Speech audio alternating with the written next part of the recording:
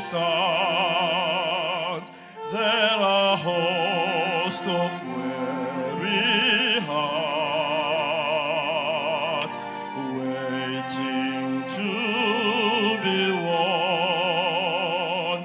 Many lives have passed away, and in many homes there are voices crying out to the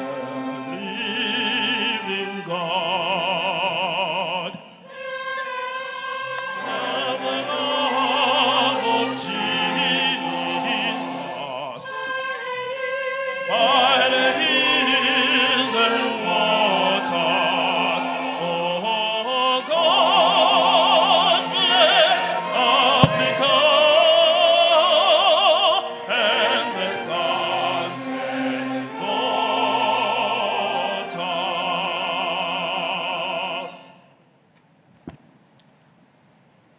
Good morning. Thank you. Can we have a moment of silent prayer or meditation?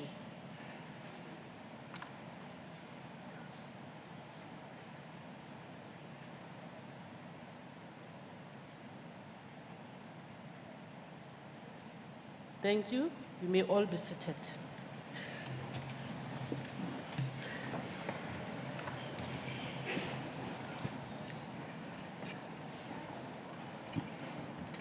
Good morning, colleagues. I wish to indicate that this is a special sitting convened in terms of Rule 15 of the Standing Rules, which reads as follows. At the first sitting of the legislature each year, the Premier must deliver an address on the state of the province. Furthermore, in terms of Rule 15, subsection 2, which reads as follows. This is a special sitting solely designated to receive the state of the province address delivered by the Premier. Rule 18, sub 3, read as follows. The only business that may be conducted at a special sitting will be the business for which it has been designated.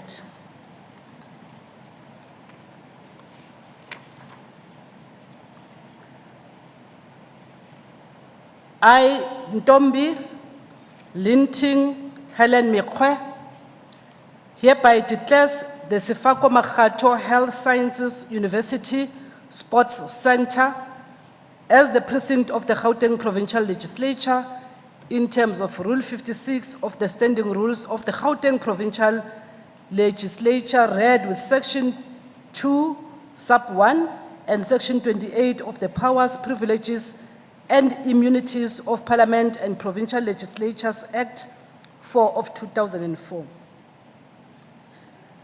The precinct of Parliament provincial legislatures are described as follows. The precinct of Parliament is the area of land and every building or part of a building under Parliament's control, including the chambers in which the proceedings of the houses are conducted and the galleries and lobbies of the chambers. Every part of the building in which the chambers are situated and every forecourt, yard, garden enclosure, or open space appurtenant thereto, committee rooms and other meeting places provided or used primarily for Parliament's purposes, and every other building or part of a building provided or used in connection with the proceedings of Parliament while so used. For the duration of this meeting, this place will be the precinct of the Gauteng Provincial Legislature. Thus, the standing rules of the legislature will apply and govern all engagements of the day. Honorable members, I would like to introduce the Sefako Makgatho Choir, who will be leading us in singing the national anthems in terms of Rule 8, Sub 1 and B, which reads as follows. The national anthem must be performed at the beginning of the opening and closing of the legislature each year. Will the members of the Sefako Makgato choir please come into the house and take up their positions? And I will request that as they do so, all members and guests must stand up for the singing of the national anthem as well as the African Union anthem.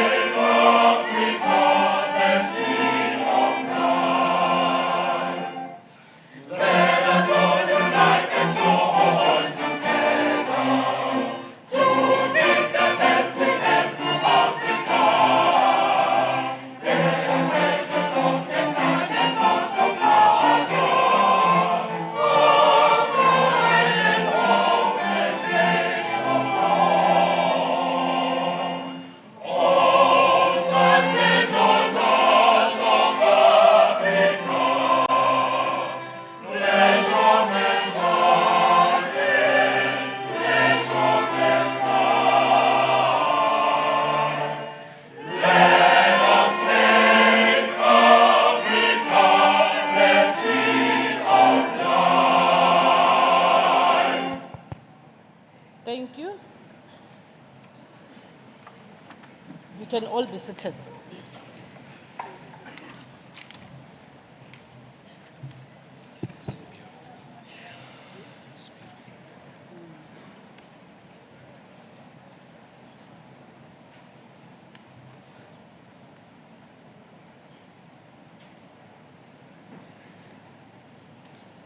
Good morning, colleagues, friends, honorable members, our honorable premier, members of the Executive Council, leaders of political parties in the legislature, our guests, our delegates from the National Council of Provinces.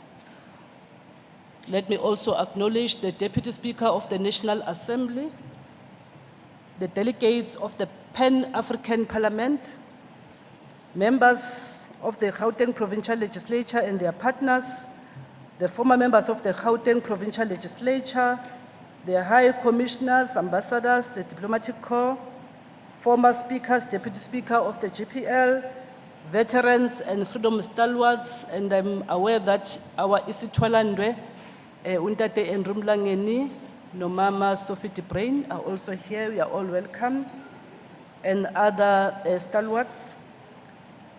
The judicial institutions, secretaries of provincial legislatures, the faith-based organizations, the executive mayors of all municipalities in Gauteng, speakers and presiding officers of provincial legislature, the speakers and chief whips of municipal councils and all councillors present, the South African Local Government Association, the guest of the Premier, the guest of the Speaker, the guest of the Deputy Speaker, the guest of the Chair of Chairs, guest of the Deputy Chairpersons of Committees, the guest of the Secretary, the former Premiers, the LSB members and members of its subcommittees, the municipal speakers, Sefako Makgato Health Sciences University Chancellor, Honorable Dr. Z. Mkhize, and colleagues from the university, the municipal manager and MMCs of the host region Tshwane, all strategic corporate partners present, the guest of the Secretary, Chapter 9 and 10 institutions, all city managers and councillors,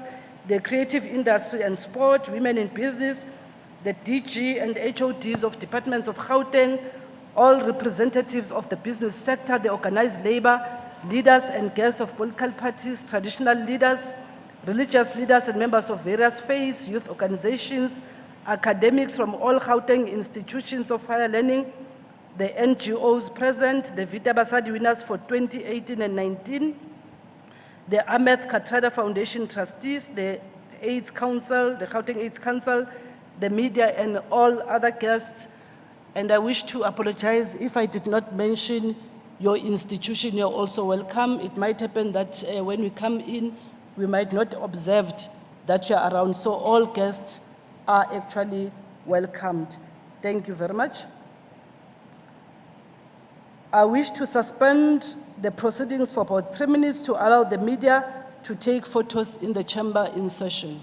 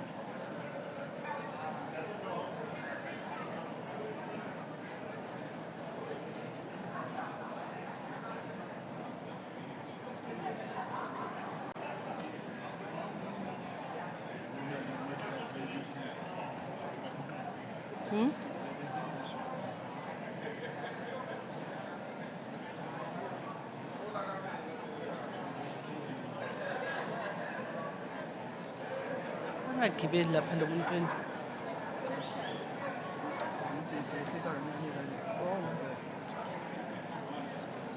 Inga 25.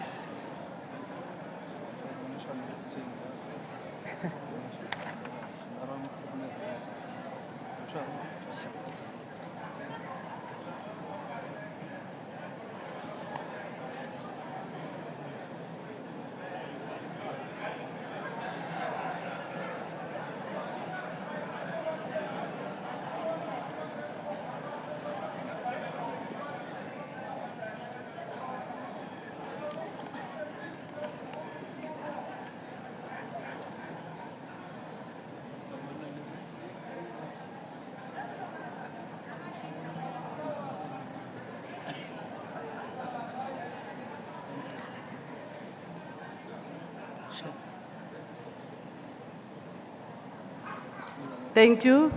Photographers, you can leave the chamber. Photographers, I read the rule earlier on. Can you adhere to the rules, please?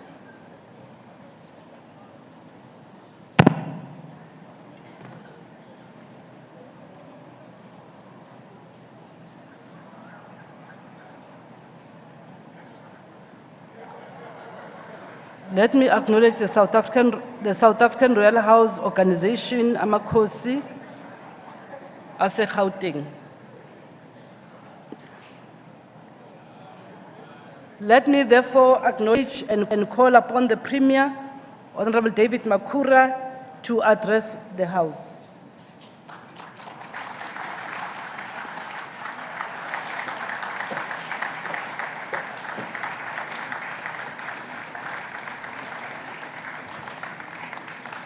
Thank you. Thank you. Thank you. Thank you. Thank you so much. Thank you so much.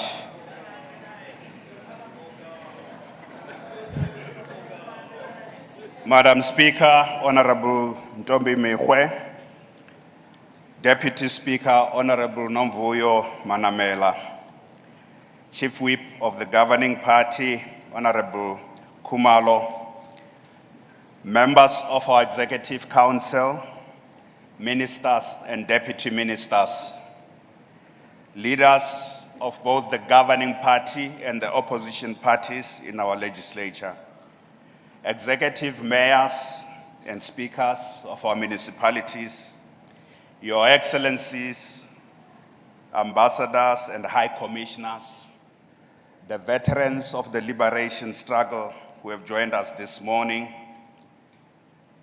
leaders of business, trade unions, and traditional leaders, leaders of the faith-based sector, the sporting fraternity, women and youth in our province, the Director General and the heads of departments, the Provincial Commissioner, and the heads of law enforcement agencies, Badudi ba Gauteng.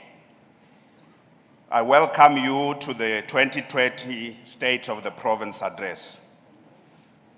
As we meet at Sefako Makhatu Health Sciences University, previously known as Medunsa, it is appropriate to start by acknowledging the contribution of this university to the transformation of the political and health sciences professions in our country and in our continent.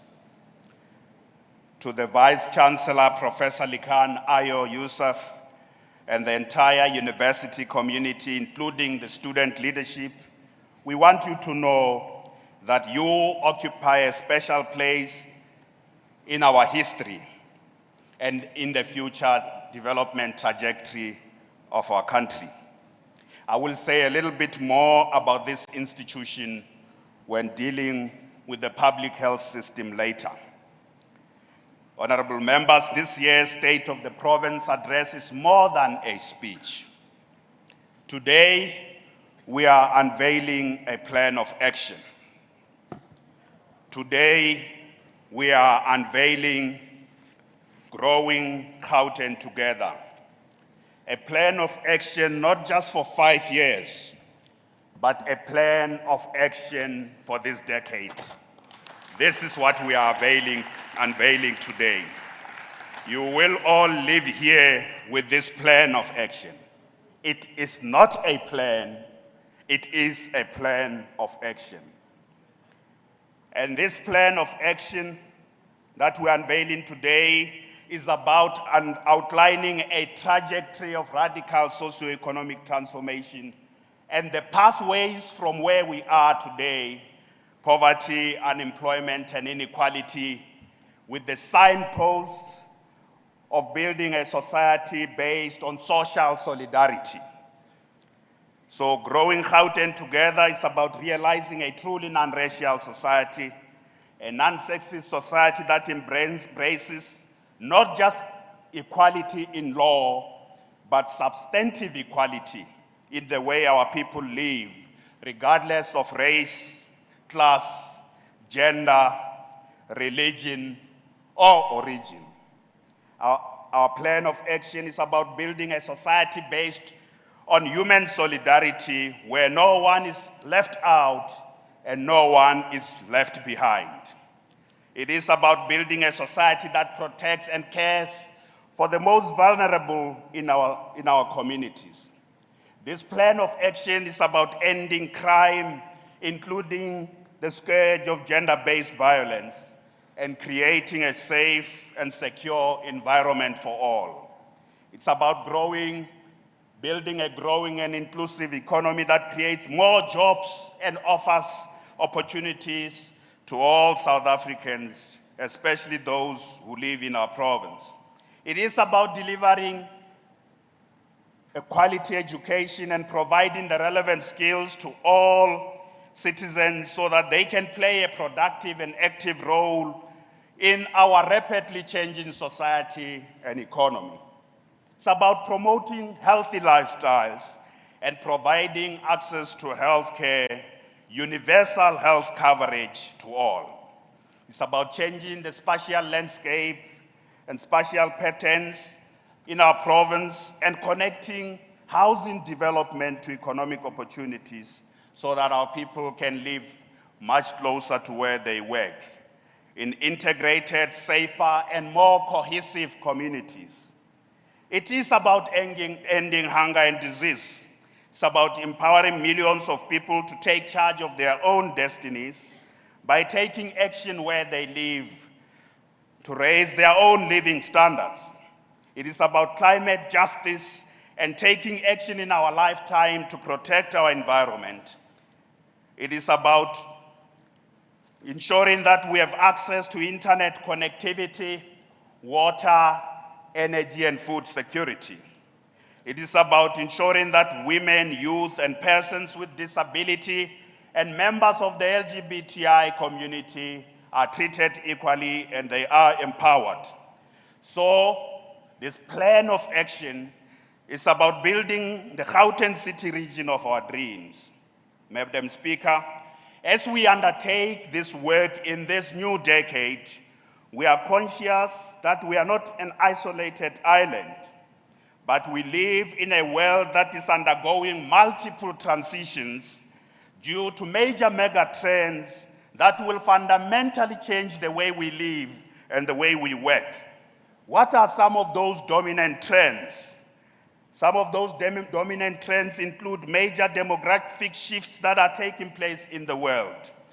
The world population will reach 8.5 billion in 2030 and 9.7 billion in 2050. At the moment, there are 7.7 billion people living in the world. Half of the additional 2 billion people who will come in the next few years will be living in sub-Saharan Africa. The second important dominant trend is that inequality is increasing and it is posing a serious moral hazard as well as a security threat in the whole world. The third dominant trend is about urbanization. Urbanization is reaching a point where 70% of humanity will live in cities by the end of this decade, in 2030. So we need a proper urban planning to provide adequate infrastructure and sustainable ecosystems that will offer a good quality of life to all the new citizens in our cities. The fourth mega trend is that rapid technological change and digital transformation is changing entirely the way human beings will live and work. It will offer major opportunities, but it may also pose a serious threat to those who don't have the skills and the connectivity.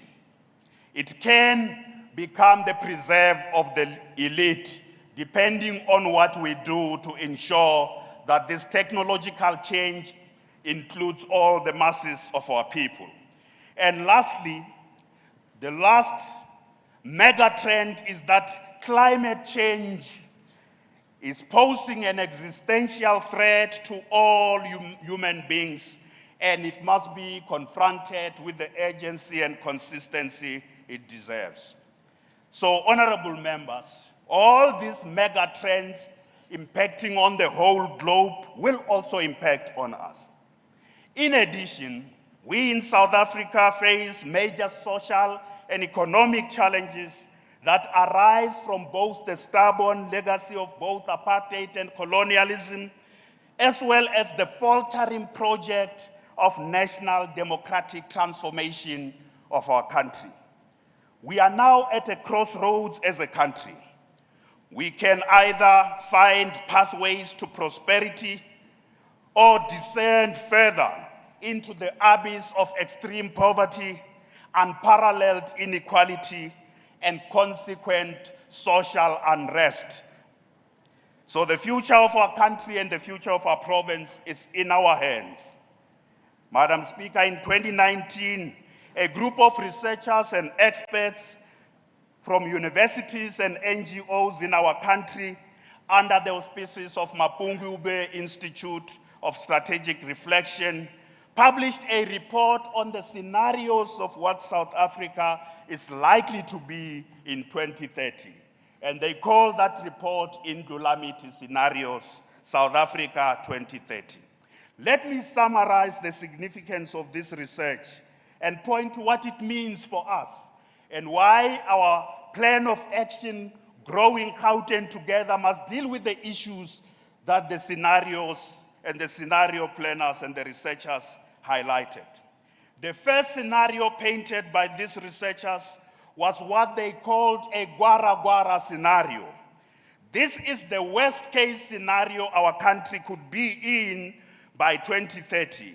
A scenario where things get worse on every development indicator, leading to a total breakdown of public order fueled by anger amongst our people.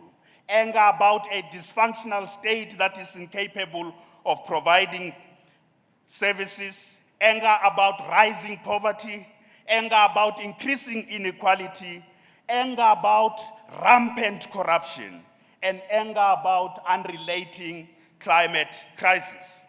So the Gwara Gwara scenario is the worst. It is possible if we don't do something to end up in this worst case scenario.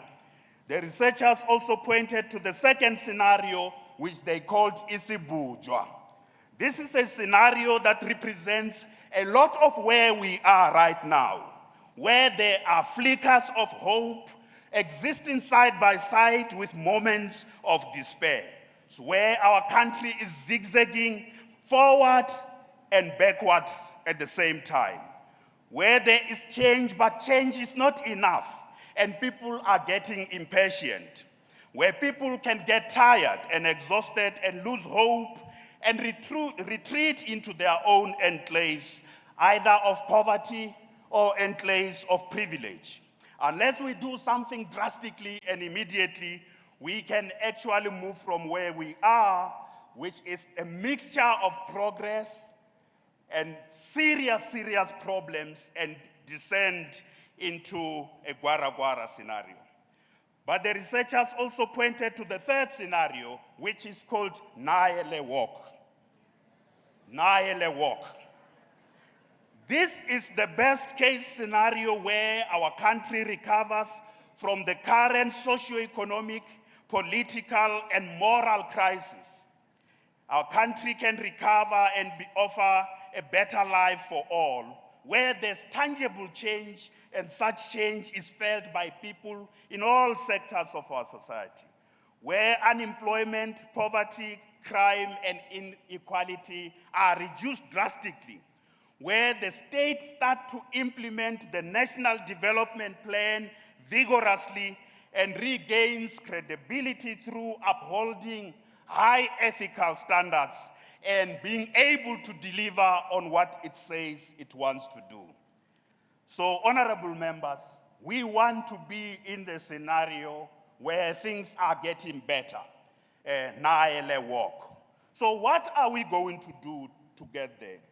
We believe that most of the policy interventions that have been announced by President Cyril Ramaphosa and what we are going to outline today in our plan of action can take our nation and our province closer to this best case scenario, provided we implement all these measures and interventions with a great deal of urgency, a great deal of consistency, and a great deal of discipline.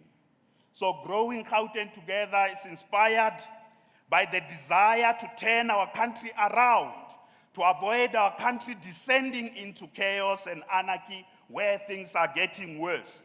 But Growing Gauteng Together is also about moving our country where we are now. We don't want a mixture of progress. We don't want to take one step forward and two steps back. So Growing Gauteng Together is about turning around our country and not just offering a flicker of hope, which is followed by some despair, but offering real, meaningful change, and this must be done in our lifetime. Accordingly, we have outlined priorities as a follow-up to what we announced in July last year. These priorities include the following: that the priority focusing on the economy, jobs, and infrastructure; the priority focusing on education, skills, and healthcare; focusing on sustainable human settlements, new cities, and rapid land release; focusing on community safety, social cohesion, and food security; focusing on sustainable future for all; building a capable, ethical, and developmental state; and lastly, consciously being part of building a better Africa and a better world. So, honorable members, today we outline specific measures we are taking in this first year of this decade to ensure we get to the desired destination. Our first and foremost goal in the economy is to grow our economy in order to massively increase the number of new jobs created in our economy.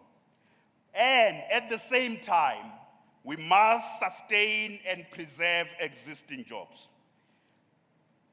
So our number one goal is about jobs with regard to the economy. We will achieve this goal by focusing on what we call 10 high growth sectors of the economy in Gauteng.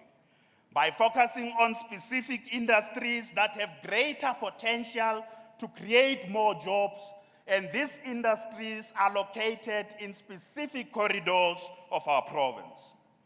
We are now ready, after doing our work in partnership with various sectors of industry, we are ready to take action and in the next 5 years to deal with these issues sector by sector. So, honorable members, what are these 10 high growth sectors that are going to be driving the economy of Gauteng? Firstly, we will focus on energy. The energy sector with the focus on new technologies and on the need to diversify the energy mix, not just at a national level, but in the Gauteng province. Secondly, we will focus on the sector transport and logistics. Thirdly, we will focus on ICT, media, and digital services, what is otherwise referred to as the digital economy. The fourth sector will be tourism and hospitality. We will look at how this sector is supported to create more jobs. We will also focus on agri-food and agribusiness, particularly the agro-processing value chains of our agriculture, to unlock this potential to create more employment and include more SMMEs, black business people, and those in the township economy. We will also focus on the construction and infrastructure sector. We will, honorable members, focus on the automotive sector, the aerospace and defense sectors, which are much stronger in this region where we are, in this metro where we are. The automotive, aerospace, and defense sector are very, very strong. We will also focus on financial services, which is currently the key driver of employment. We will focus on the unlocking the potential of the cultural and creative industries. And lastly, honorable members, there is a new sector of our economy which any country that forgets about it will be left behind. That is the cannabis industry. We in Gauteng will focus on the industrialization and agro-processing of the cannabis industry, and unlocking the cannabis industry, especially for use for medicinal purposes and many other areas such as healthcare, including skin care. I don't want to be part of those who want to use it for other things. So, honorable members, what are we doing? What are we doing to unlock the potential of these sectors? We are working with relevant national departments, and there are specific national departments we are working with every day, at the center of which is the DTI. We are also working with state-owned enterprises. We are working with development finance institutions and business leaders in each of these sectors to look at what we in Gauteng can do for every sector to double the number of jobs. We will improve the ease of doing business in each sector, develop skilled workforce for each sector, and build enabling infrastructure, including industrial infrastructure such as the special economic zones and the industrial parks in various corridors of our province. All this work will translate into social compacts between the leaders of industry and organized labor, as well as government, on how we grow these various sectors in our province. Honorable members, by 2025, the Gauteng City region will have 3 fully operating special economic zones in Ekurhuleni, in Tshwane, and in Sedibeng. Plus a special agro-processing zone. This is an SEZ of a special type for agriculture and agro-processing in the West Rand corridor. In addition to these 3+1 special economic zones, we will have 15 industrial parks that are revitalized in the different corridors, 12 agri-parks for agro-processing, and 5 agro-processing facilities in all these 5 corridors in Gauteng. There will be a single industrial ecosystem that supports the 10 high-growth sectors. So if you have an industrial park in Katlehong or in Soweto or in Ga-Rankuwa as we have here, and I'll say more when I talk to the community later this afternoon in Ga-Rankuwa about what we are doing with these industrial parks. If we have these industrial parks in our communities, they will be deliberately linked to the 10 high-growth sectors in the province, so that they are not just survivalist business hubs. They must be entry points into the major sectors of our economy. Honorable members, the single industrial ecosystem will also bring in township SMMEs into the major sectors of the economy. By 2030, Gauteng will also have the biggest inland hub and dry port in our continent. This is the Transnet Tambo Springs Logistics Highway in Ekurhuleni. This is going to be the biggest logistics hub in the continent. Tambo Springs adds to the many other aspects of our globally competitive industrial infrastructure, which is going to give the Gauteng economy a major boost as we enter the period of the Africa Continental Free Trade Area.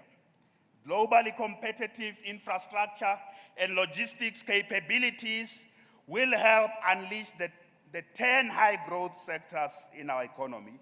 They will help create more job opportunities and facilitate the entry of new SMMEs and township businesses, as well as black industrialists into the mainstream of the Gauteng economy.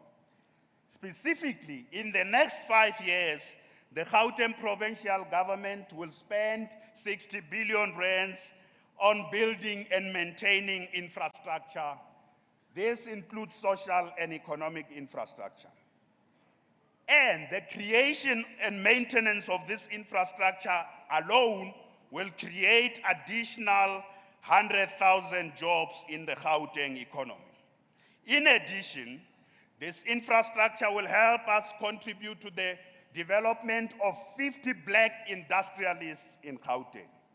We will also upscale a program we have tested in the past 5 years, which we call Welfare to Work. This is a program focusing on unemployed young women who currently depend on state grants, who must graduate to self-employment in various sectors of the economy. We have succeeded in the first 5 years to do so by reaching at least 30,000 young women. And in this term, we are scaling this program to 100,000 young women across the province, because we want these young women to stand up and work for themselves. They are capable to do so. We have tested this model. It does work. We have to upscale this model to reach more young women, because the grants are for the elderly and people with disability. The young people must work for themselves.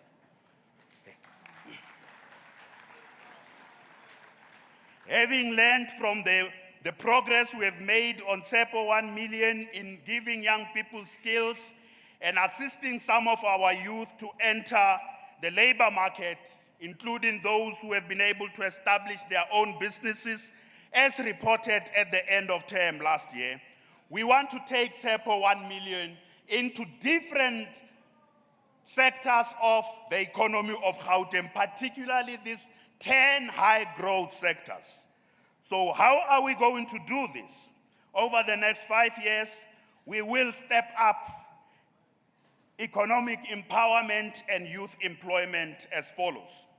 So one of the important things we want to do on an annual basis from now, we will spend 4 billion rands of the Gauteng budget buying goods and services from 2,000 township enterprises. We have tested this model in the past 5 years. This model does work, and we want to roll out this model again and show that 2,000 township businesses in Gauteng are able to get work from our government by providing goods and services to our government. In addition to township businesses, we will use our infrastructure program to support 50 black industrialists, enabling them to enter the 10 high growth sectors of the Gauteng economy. We will use our infrastructure budget to support these 10 black industrialists to enter the main sectors of our economy. We will also support 50 emerging black farmers and 20 black agro-processors to help them turn their businesses into full-scale commercial agri-food enterprises. We will support 500 cooperatives in the care economy through an enabling policy framework that will ensure that our government continues to buy school uniforms, dignity packs, food packs for vulnerable households from these enterprises. We know what the problem was. We are sorting out that problem. About Secular 21, we are going to make sure that we buy directly from these cooperatives. They can't come via a big enterprise or a big business. We must buy this directly from these cooperatives, and we will ensure that we introduce an enabling policy framework that deals with the problems created by Secular 21. And lastly, we are going to ensure that 250,000 young people enter the labor market through decent employment in these 10 major sectors of our economy. the people of Gauteng, we will go further than what I've said. We will use all this government budget for goods and services to promote industrialization in our province. Everything we do, the schools we build, the clinics we build, we must also ensure that we buy construction material made by businesses that are South African businesses. We can't just bring construction material from other economies and support the creation of jobs in other economies. People in Gauteng who are able to manufacture construction material, you must know, from now onwards, the houses we build, the schools we build, all the infrastructure we build, we want to make sure that the material is manufactured in the Gauteng economy and at the very least in the South African economy. At least 75% of construction and infrastructure material must be made in our local economy here. Honorable members, we said in July 2019 that we want installation, repair, and maintenance of our public facilities to be done by township artisans. We will start this year in 2020 to introduce this program in the maintenance of some of our facilities like hospital. I am happy to report that this installation, maintenance, and repair program is also supported by private sector companies such as the German Chamber of Commerce, which is very keen to work with us to extend this maintenance program by township artisans. Must not only be for government facilities, but also in the private sector. And the German Chamber of Commerce says they will work with us to ensure that businesses, especially German businesses, will also procure civil services from these township businesses. So I want to use this opportunity to challenge all the other chambers and all the other sectors to join us in this initiative. Honorable members, as per the commitment I made in July last year, the provincial government will introduce the Township Economic Development Bill in the legislature in June this year. In June this year, we are introducing the Township Economic Development Act. This new law will nullify all bylaws that make it difficult for township businesses to operate. It will nullify all bylaws that frustrate and suppress the growth and operations of SMMEs and the informal sector. It will also nullify the tendency for the law enforcement agencies to harass small businesses in our communities, including in the CBDs, especially those that need support to be able to observe the law. So, honorable members, the Township Economic Development Act is in the pipeline. It will help us grow township businesses and make them the site of wealth and job creation in our economy as part of our efforts to grow Gauteng together. Significant work is being done in our efforts to grow the economy, especially in bringing sectors like the taxi industry into the mainstream of our economy. So we are working very closely with municipalities to rezone and develop taxi ranks into retail and commercial hubs that will create markets for local mechanics, local panel beaters, retailers, food sellers, and manufacturers. Another important goal in our economy is to ensure that we increase exports and trade into our continent. The 10 high growth sectors I've referred to earlier will be the way in which Gauteng enters the African economy. We have identified in these particular areas goods and services that we must pioneer as Gauteng's unique competitive advantage. Honorable members, we are ready for the African Continental Free Trade Area. Through Gauteng Growth and Development Agency, We intend to increase exports to the continent by 15% by the end of 2025.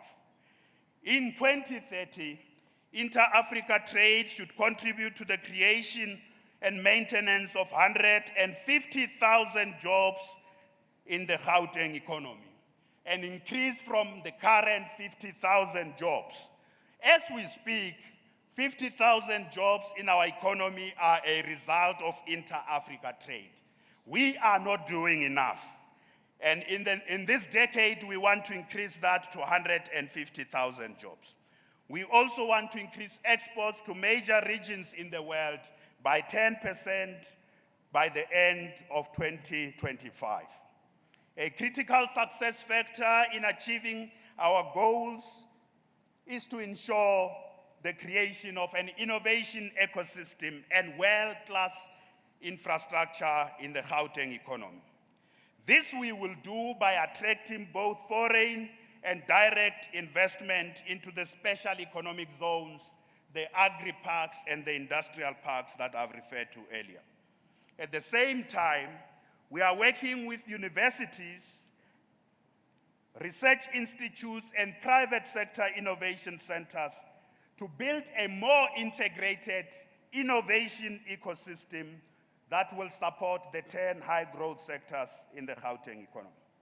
Honorable members, the Gauteng government is also supporting researchers in various universities to promote innovation, research, and development in various areas of our economy. We do need a state-of-the-art infrastructure network in order to take forward the goals I have referred to. And this infrastructure includes the security of supply of clean water, modern energy, efficient and reliable public transport, connectivity, and the logistics infrastructure in our province. So, fellow residents of Gauteng, I want to say as we start this decade that water security is fast becoming an issue of grave concern in our country and in our province. Gauteng faces major water security risks. Our water usage is too high and therefore unsustainable. Let me give you the figures. We in Gauteng use 300 liters per person per day, which is way above both the world average of 173 liters per person per day and the national average of 235 liters per person per day. So we in Gauteng are using water in a way that is not sustainable. We must take urgent decisions and drastic steps to reduce water demand and water losses in our province. In order to do this, we must ensure that there is a security of sufficient supply of water in the Gauteng City region. We will do this by increasing investment in bulk water infrastructure, working with our municipalities in order to diversify the water mix in Gauteng. We will deploy new and smart technologies to capture groundwater, to reuse wastewater for other purposes, to treat acid mine drainage, and ensure rainwater harvesting. This we are already doing, working with national government, particularly the Department of Water and Sanitation. We have established a Gauteng City region-wide war room on water security, composed of national departments and agencies and specialists from water research institutions and our municipalities. The mandate of this water security war room is to implement the Gauteng Water Security Plan. The war room will be chaired by myself and coordinated by the Department of Cooperative Governance and Traditional Affairs under the leadership of MEC Maile. In addition, honorable members, we must tackle the energy crisis. The current load shedding by Eskom is destroying the economy and negatively impacting on our people's lives. Load shedding is really destroying us.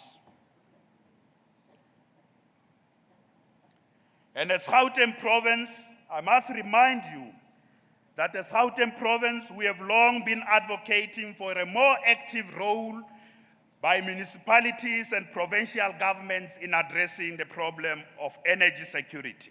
Instead of waiting and whinging, we must all act decisively to safeguard energy security and enable a just energy transition to a low-carbon economy in our lifetime. We in Gauteng have adopted the Energy Security Strategy and established the Energy Office in 2016. The key objective of this energy security strategy is to diversify the energy mix and expand energy generation capacity, particularly in our metropolitan municipalities, all of which have got an important role to play in energy provision. However, our energy security strategy could not be implemented for two reasons. Firstly, there was no enabling national policy framework to support decentralized energy initiatives. In addition, some of our metros did not take their work seriously about putting the politics aside and working together with us to address energy security, particularly in those municipalities where there were energy entities that could be modernized and be transformed so that they can bring more energy into the Gauteng economy. So, honorable members, I want to welcome President Ramaphosa's pronouncement during the State of the Nation address,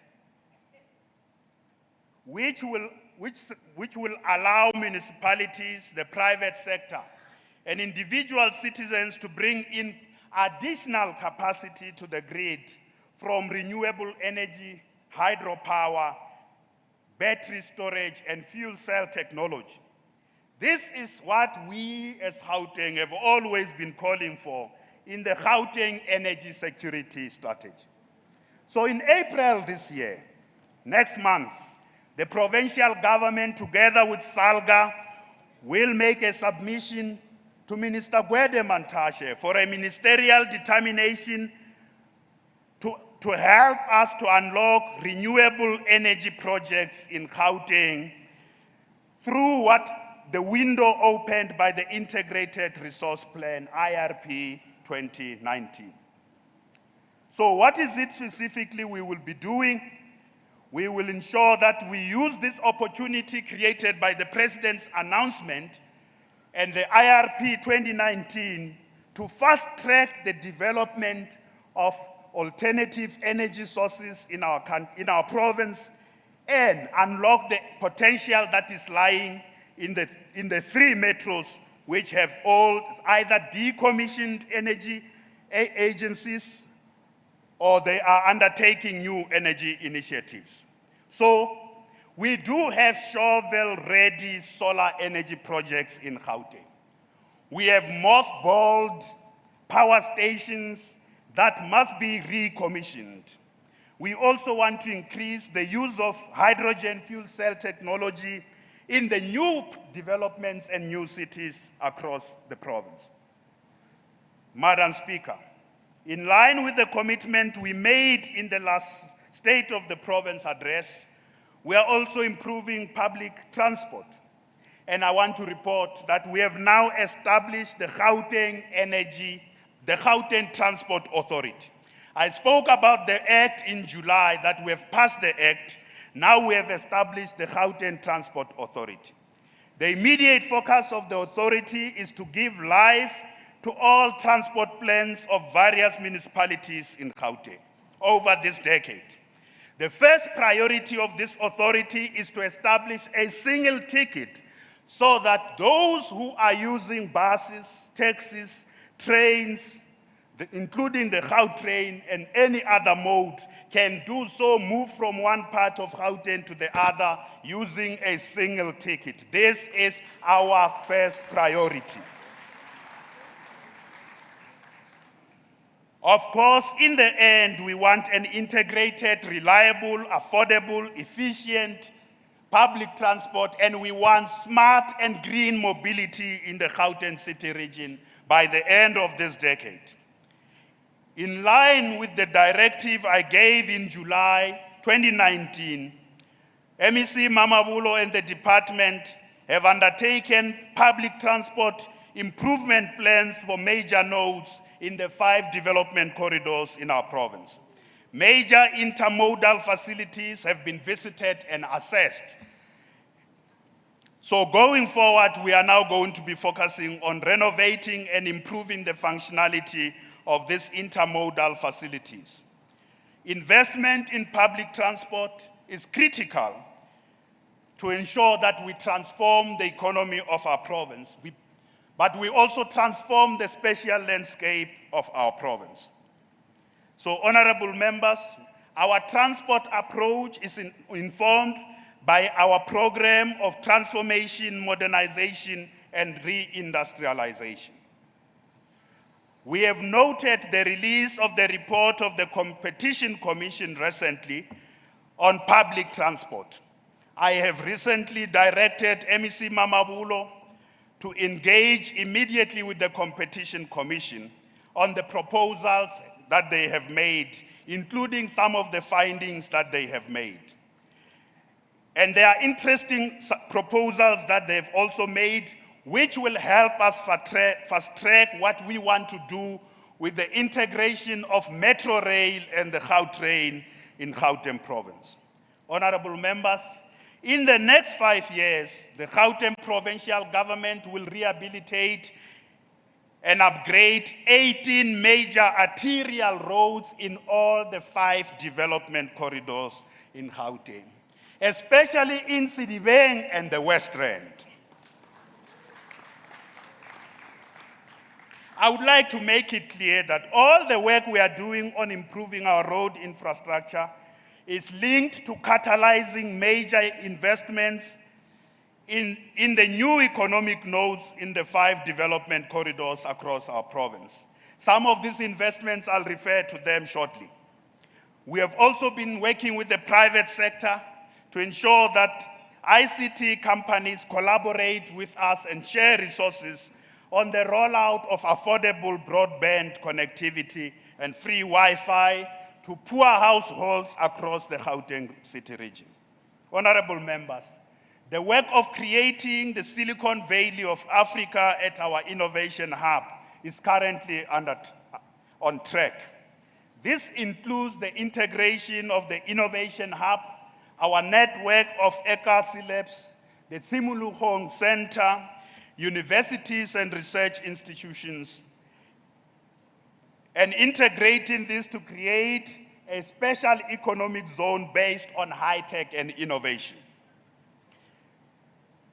And this work, honorable members, will be driven by the Premier's Digital Transformation Advisory Panel, which has been established and will be unveiled in March this year. Honorable members, we must work together to take full advantage of the opportunities created by the digital economy and prepare our society for a future in which technology will be central to everything we do. We must prepare our schools and universities, our healthcare system, our law enforcement agencies, our governance system, our businesses and civil society for digital transformation. Not just talking about the 4th industrial revolution, beyond the current wave of the 4th industrial revolution, including to the 5th industrial revolution, which is also soon taking hold. When we are talking about the 4th industrial revolution, others are already talking about the 5th industrial revolution. Honorable members, attracting investment in the Gauteng economy is one of the key priorities of this ANC-led administration. This is one of the major focal point areas of my job as the Premier of Gauteng, this economic hub of our country. Accordingly, FDI Markets says over the past 5 years, the Gauteng City region has attracted 447 foreign direct investment projects into the Gauteng economy, and these projects are worth 264 billion rands. And these projects have created 469,000 jobs between 2014 and 2019.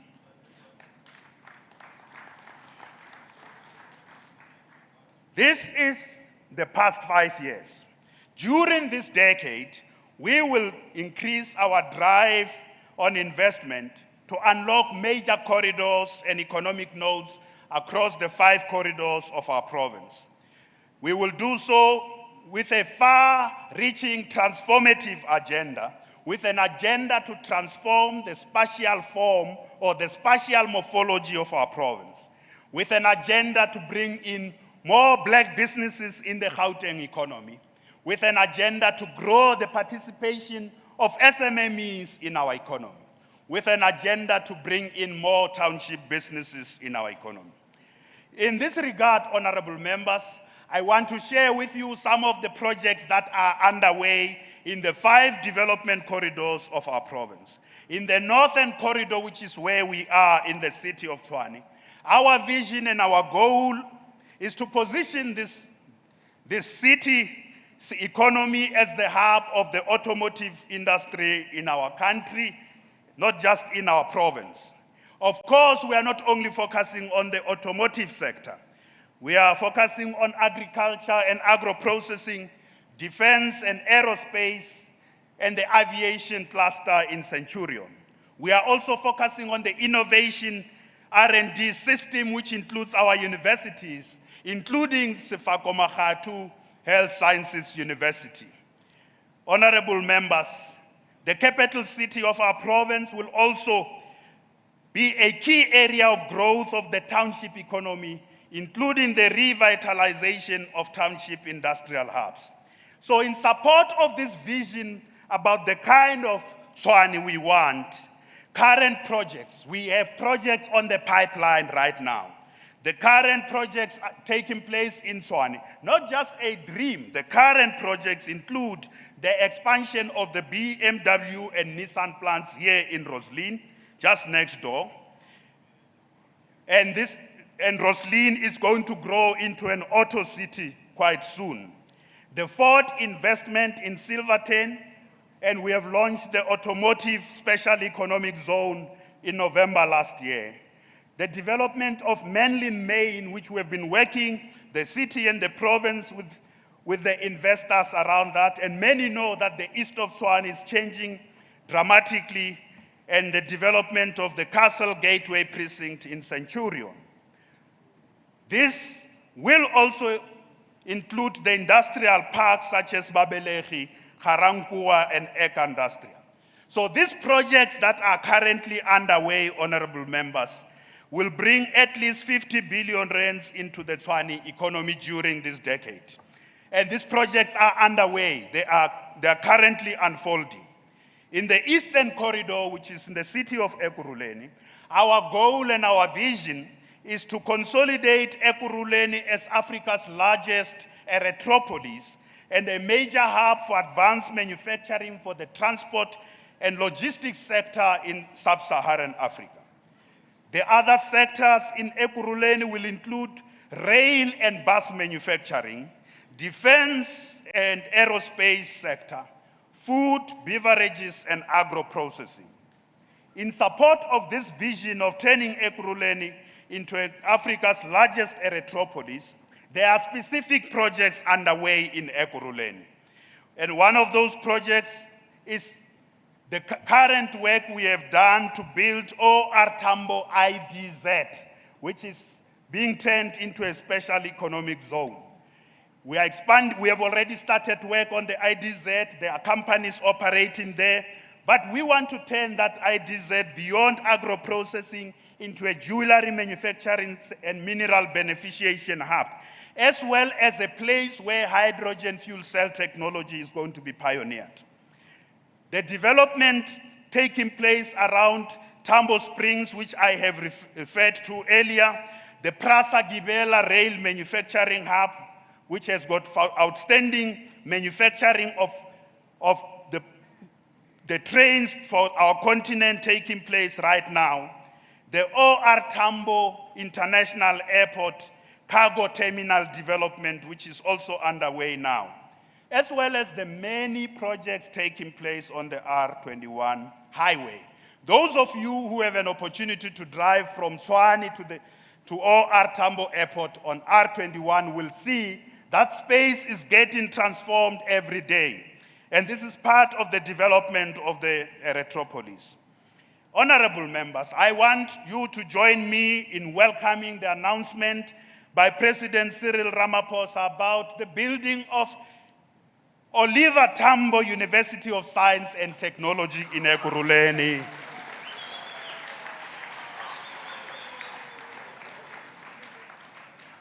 This university is a great value proposition and a boost to advancing manufacturing capabilities and innovation in the Ekurhuleni Erythropolis.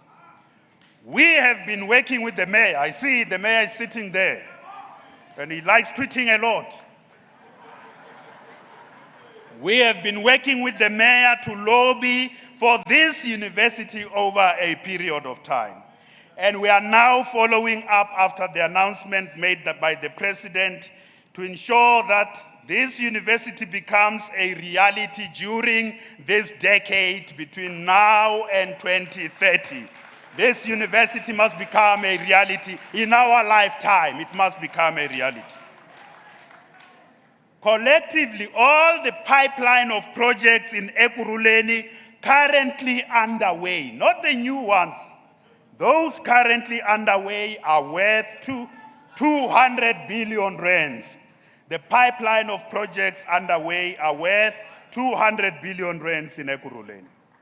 Honorable members, in the Southern Corridor, where the regional economy suffered significant deindustrialization due to the collapse of the steel industry, our goal is to build a new economy in the Vaal, an economy based on a revitalized steel sector, based on logistics, agriculture, agro-processing.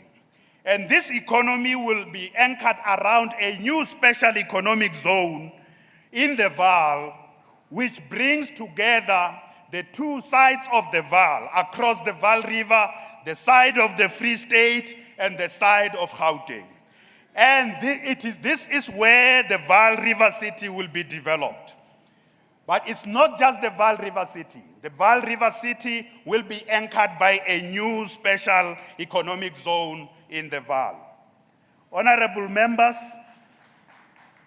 we would like in the Vaal also to work with the two universities, that is the University of Technology in the Vaal, the VUT, and the Northwest University. Those universities, those who know the Vaal would know, those universities are close to each other, those campuses. We want to develop an integrated university town and university village there, around those universities, as part of the new Vaal River City. And this integrated university town will have university accommodation for students. It will also have university accommodation for the academics and the workers who are working in that area. This is a great vision for us because the two universities will constitute an innovation ecosystem such as in the new Vaal River City, such as we have in other cities such as Boston. So, honorable members, the current projects pipeline in the Vaal amount to 40 billion rands of investment which will come into the Vaal economy. There were major delays on the development of the Vaal River City. And one of the key delays was about bulk infrastructure funding. And I am glad that we have unlocked this, working with the presidency on another city, which I will come back to later. We have found a model of funding new developments in regions and in corridors such as the West Rand and Sidibeng, where the municipalities do not have bulk infrastructure.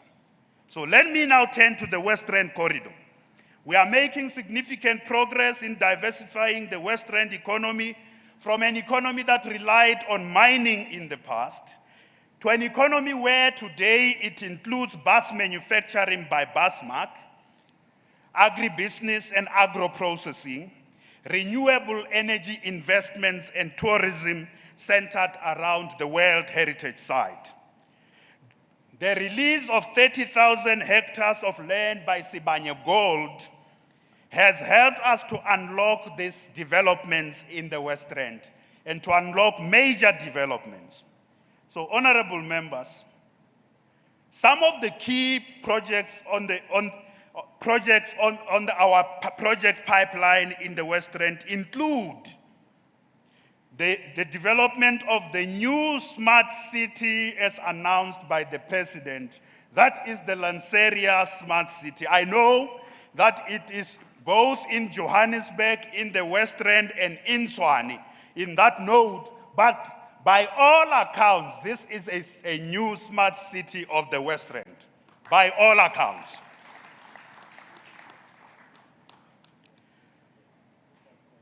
So in addition to the smart city in the West Rand, the development of a mega special agro-processing park and logistic hub is currently taking place on the N12.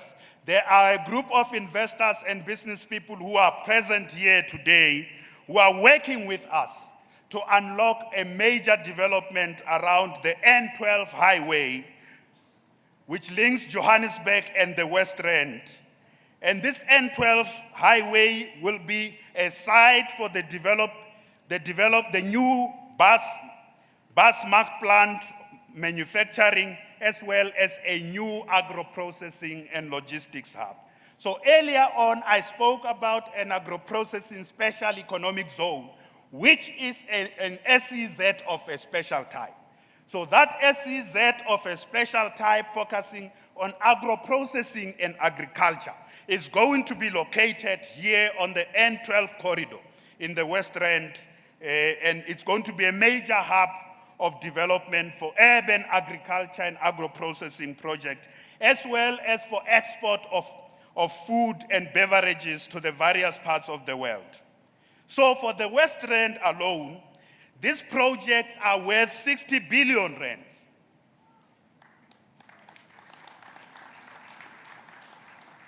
So honorable members, let me turn to the Central Corridor.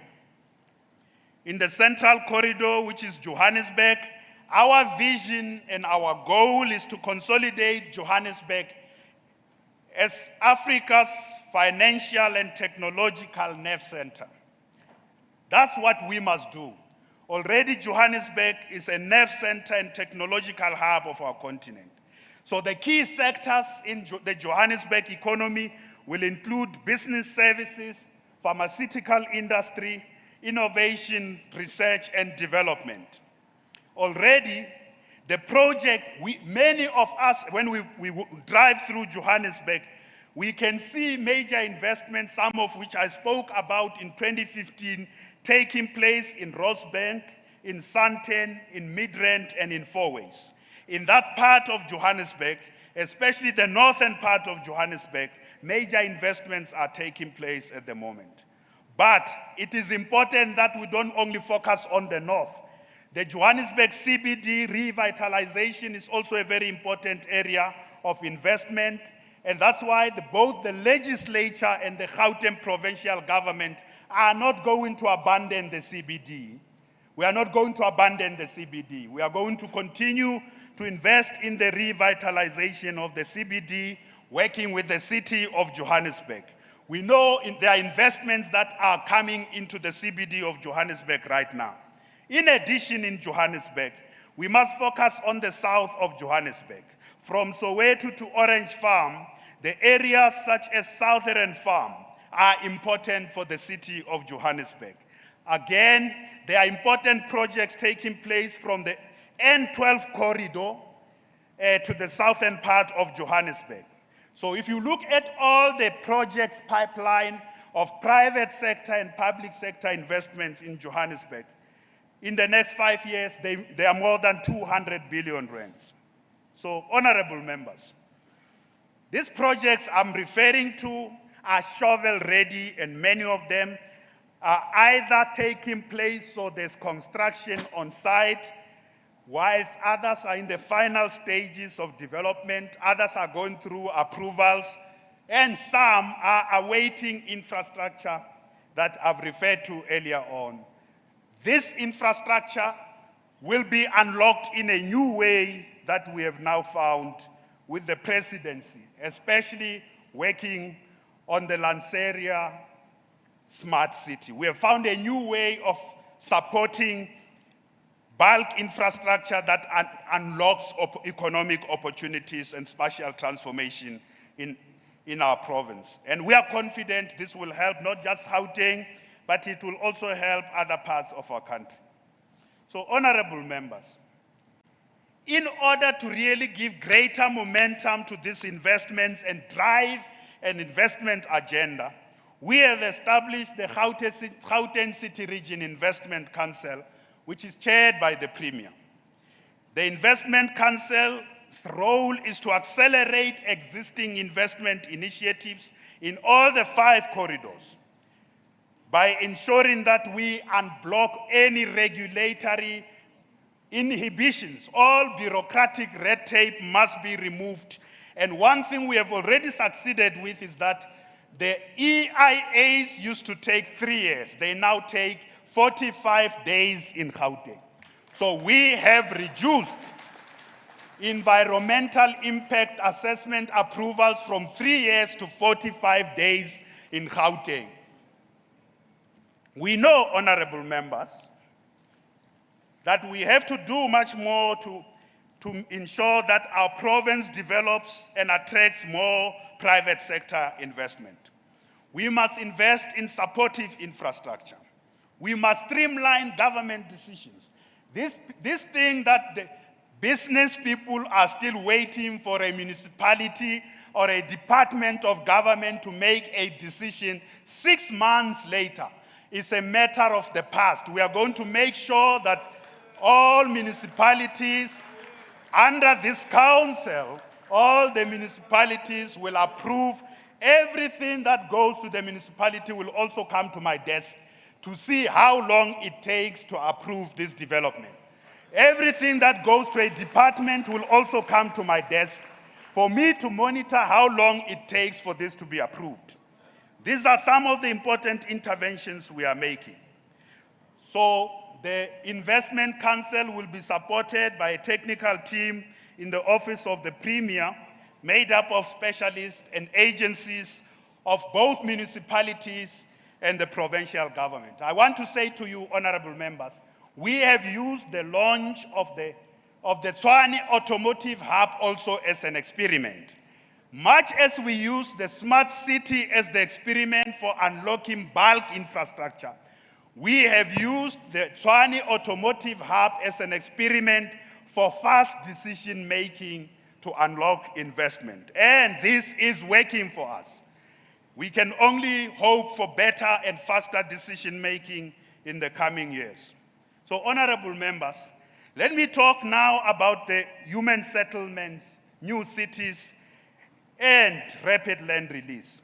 You do know that there's no doubt that over the past 25 years, we have had unprecedented levels of housing delivery in Gauteng. I will continue to report that in the past 25 years, 1.2 million houses were built in this province through government subsidies. That's public housing. And this has provided decent accommodation to close to 4 million people in our province. However, the scars of apartheid remain evident in the spatial settlements across our cities. Most of the new houses we have built are on the periphery of our cities, away from economic nodes and centers of production. So we have introduced the mega human settlements and the new cities as a way to break with these apartheid spatial patterns. And I've reported already that we have found a new way of harvesting and bringing together funding, both public sector funding and state funding for these developments to take place. I want to come to an important commitment I made in the State of the Province address last year. As part of fast-tracking rapid land release, we will, from April to June, release 10,000 serviced sites in different corridors of Gauteng to those who want to build houses for themselves. Between April and June this year, we will release 10,000 serviced sites. This 10,000 is only the beginning of the 100,000 service sites that we want to release to different people in our province who are tired of waiting for a government house. No, we will not tell you where, because you will go and occupy those tents. We will not tell you where. We will release 10,000 without telling you where. We are going to beneficiaries of our rapid land release know where. We are coming to every corridor to make sure that in the first 3 months of this year, 10,000 stands will be released so that people can start to build houses for themselves.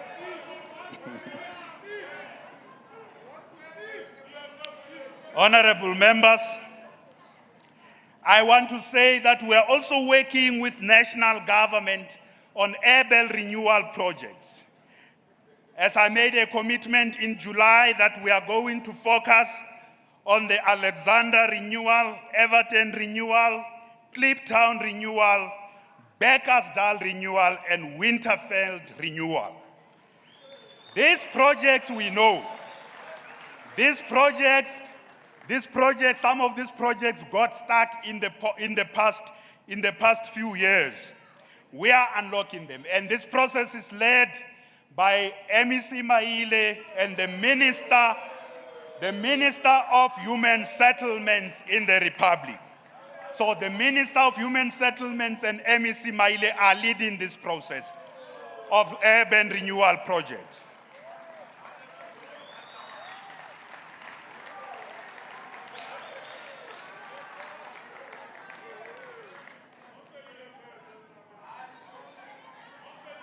Honorable members, I would like to make it loud and clear that we have also adopted the Land Invasion Prevention Strategy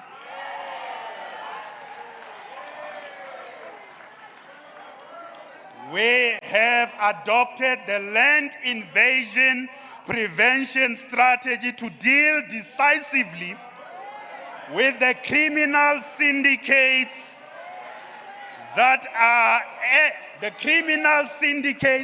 and political entrepreneurs that are invading land across Gauteng province.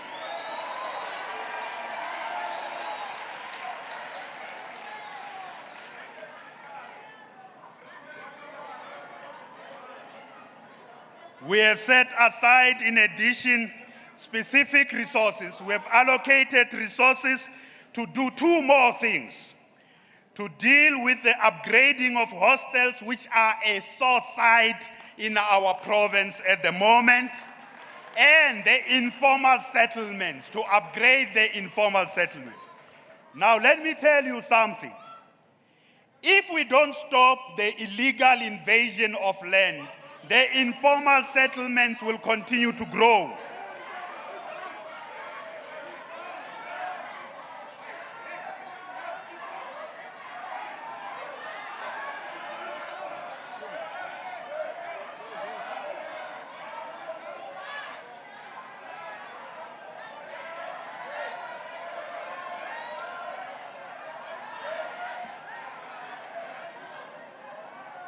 Honorable members, in July 2019, I said to you that we are going to unlock the township real estate market. What have we done since July?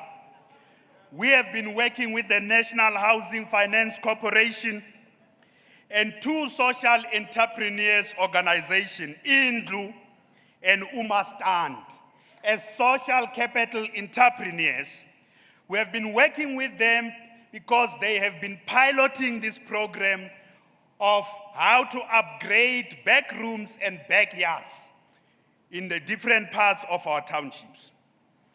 We are going to work with them to ensure that we formalize the development of these back rooms and they are properly connected to the grid, because some of these backyards are not connected formally to the grid and they undermine municipalities' revenue base.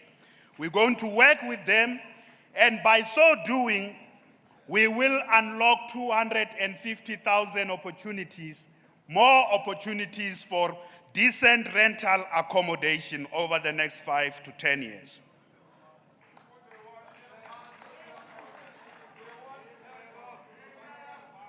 The development of post-apartheid cities and new economic nodes is something we have been articulating since 2015. And in the 2015 State of the Province address, I know some of the doubting Thomases in our legislature said, these things you are talking about would not happen.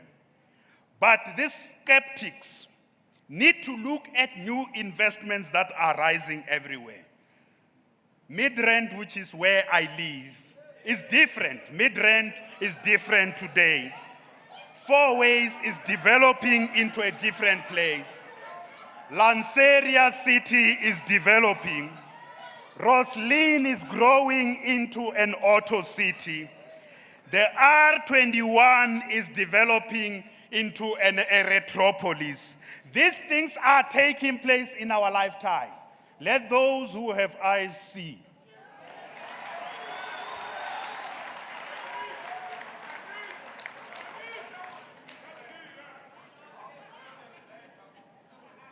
Honorable members, I would like to thank our President, President Cyril Ramaphosa. President Cyril Ramaphosa has now given momentum to the new cities with the announcement he made on Lanseria New City. Let's give our President a big round of applause.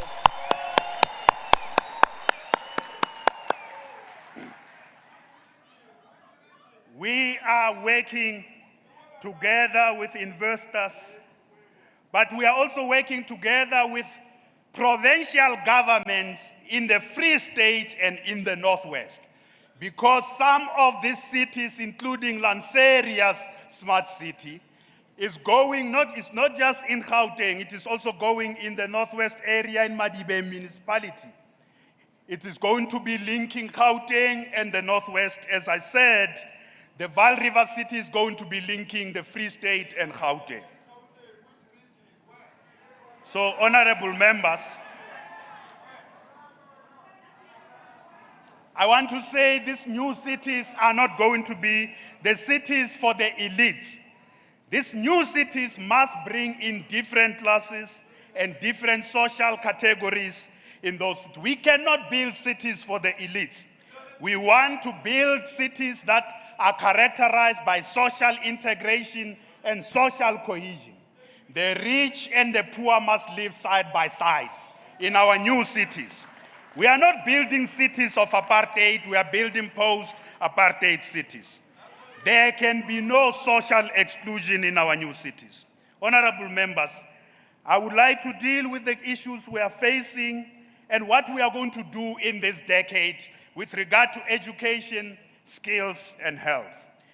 The centerpiece of our human development paradigm is about building a healthy, skilled, and productive nation. For this to be done, we need an education system that can unleash the full potential of all citizens and prepare a current generation for the future, for the demands of the future. Accordingly, we are investing in people, and we have made investing in people the #1 priority of this ANC-led administration. 85% of our budget is about investing in people. It's about education, health, and social development interventions to give the poor a start in their own efforts to build their own life. So with regard to education, honorable members, in the last decade, we have significantly changed the face of public education in our province by improving educational outcomes, particularly in the township and rural schools of Gauteng. The achievement gap between a school in a middle-class suburb and a school in the township the achievement gap was 24% in 2008. We have slashed that gap from 24% to 2.7% in 2019. And this needs interpretation.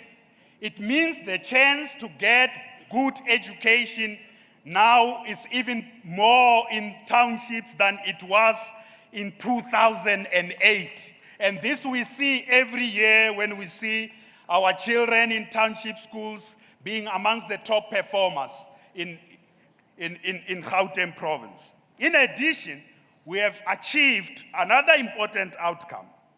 The throughput rate has improved from 71% in 2008 to 77% in 2019.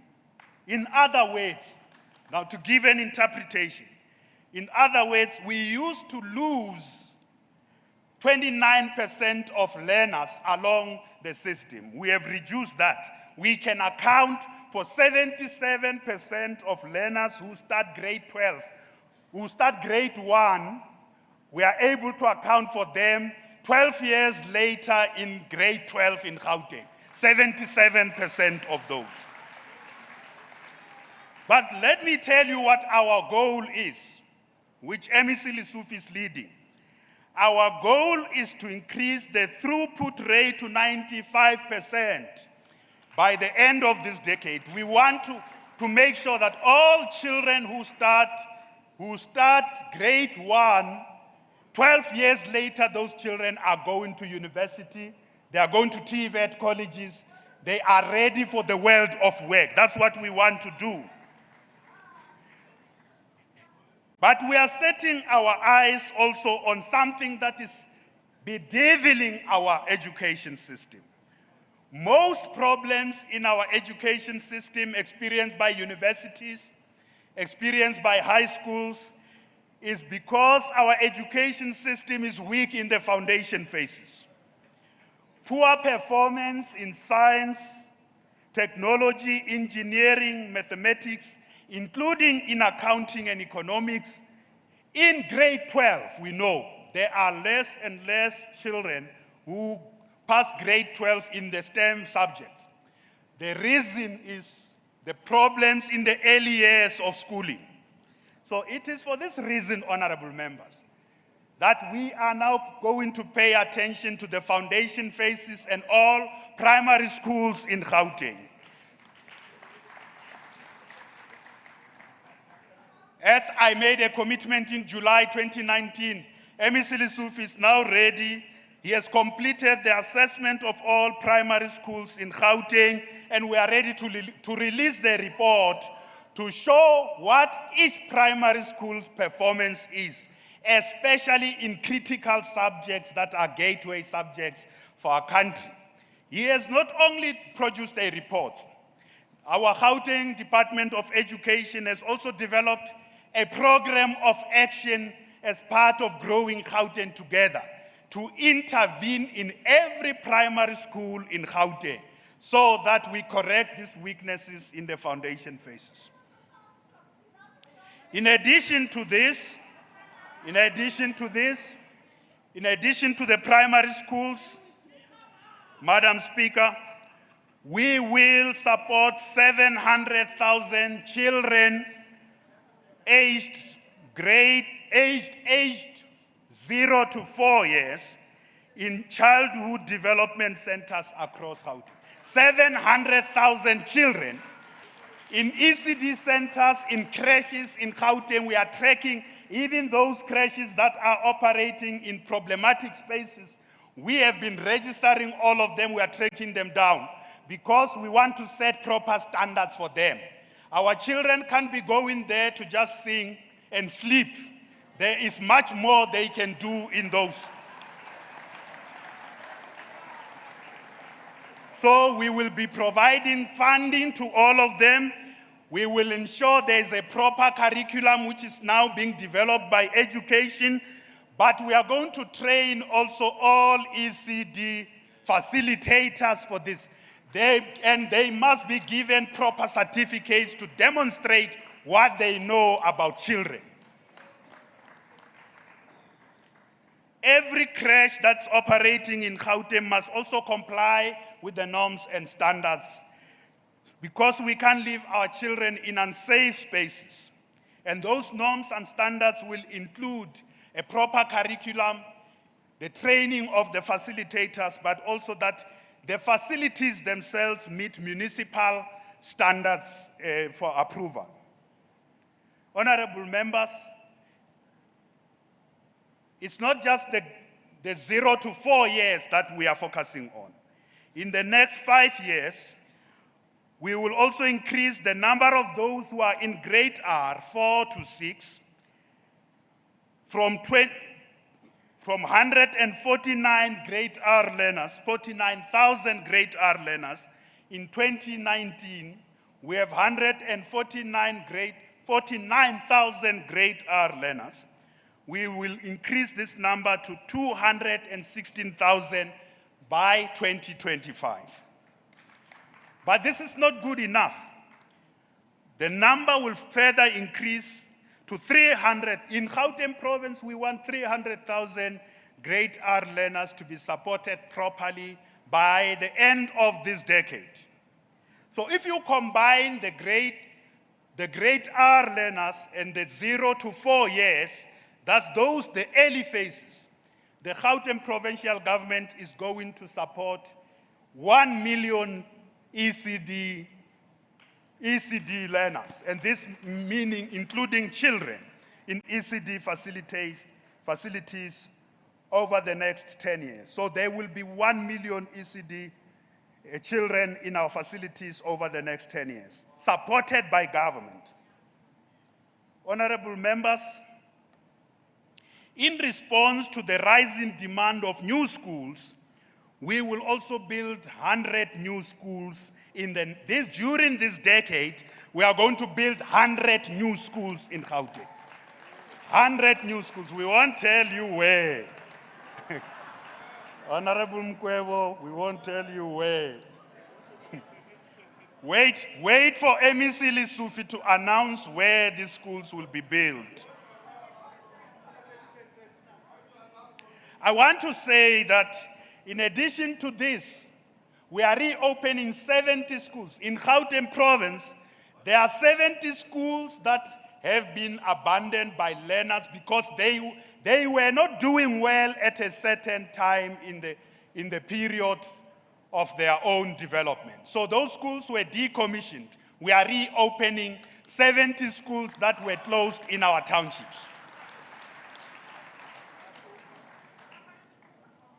We know some of them are illegally occupied and people are building shacks in those schools. We are going to remove them out of those schools.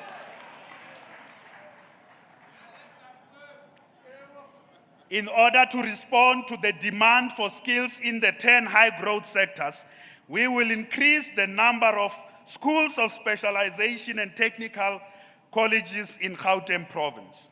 By 2025, every district will have at least 2 schools of specialization that are linked to the 10 high-growth sectors in Gauteng. And by district, we also mean metros. So the 2 districts and the 3 metros will have at least 2 schools of specialization. We are working with the private sector to roll out and revive the training in some of the key areas, especially artisan training in some of the key areas. We have already said the digital skills program is central to our development of young people in Gauteng in the area of digital transformation. So, honorable members, I want to say conclude education by saying, at the beginning of 2020, we have also been hit by a series of incidents which have led to the death of 18 learners and 4 educators in various areas in Gauteng. We convey our condolences to the bereaved families of these learners and the teachers.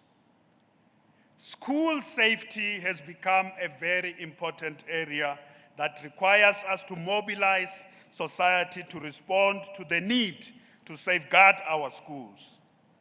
We are taking steps together with the law enforcement agencies, working with school governing bodies to enhance safety and security in our schools.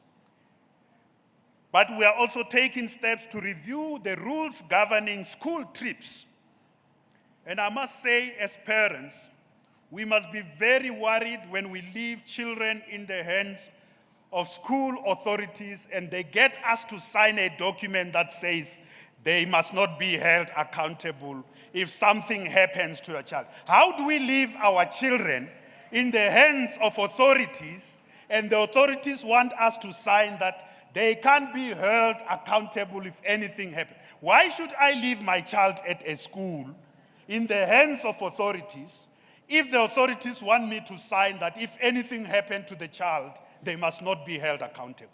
We have to change these rules because schools must be places that are safe, and the schools must take care, must provide safe spaces for our children. We are also doing more than that. Our schools are riven by drugs. There is a disturbing phenomenon where our children are given drinks, including foodstuff, that are laced with drugs.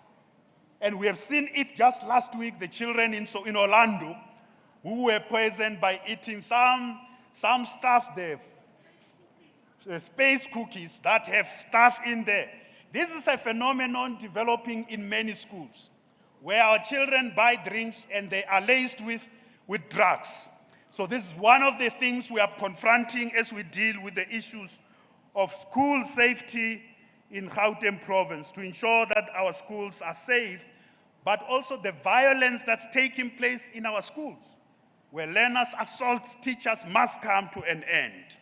We're going to confront this together with parents, together with school governing bodies, and all those who are involved in education. So, honorable members,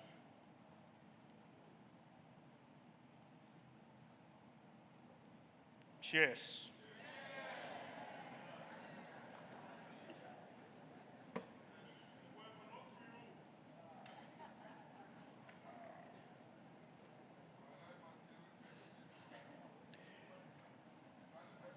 Access to healthcare is a very important measure of human development in a more human-centered civilization.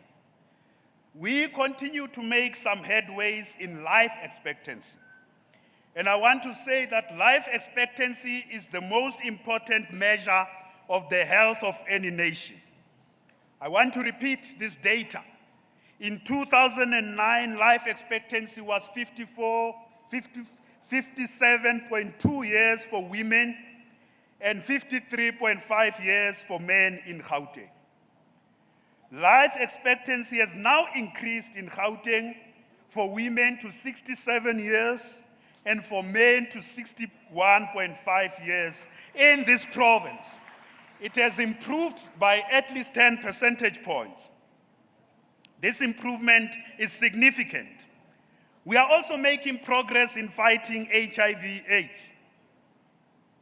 We have made remarkable progress towards the UN AIDS goal of ending AIDS by the year 2030. This is how we are making this progress in Gauteng. Gauteng has reduced mother-to-child transmission of HIV from 9.3% in 2009 to 0.7% in 2019. This is drastic reduction. And let me tell you what, we are well on our way to 0% by 2030. And we will meet this target way ahead of 2030. We are at 0.7%. So we are going close to 0% in terms of the transmission of HIV and AIDS from mothers to children.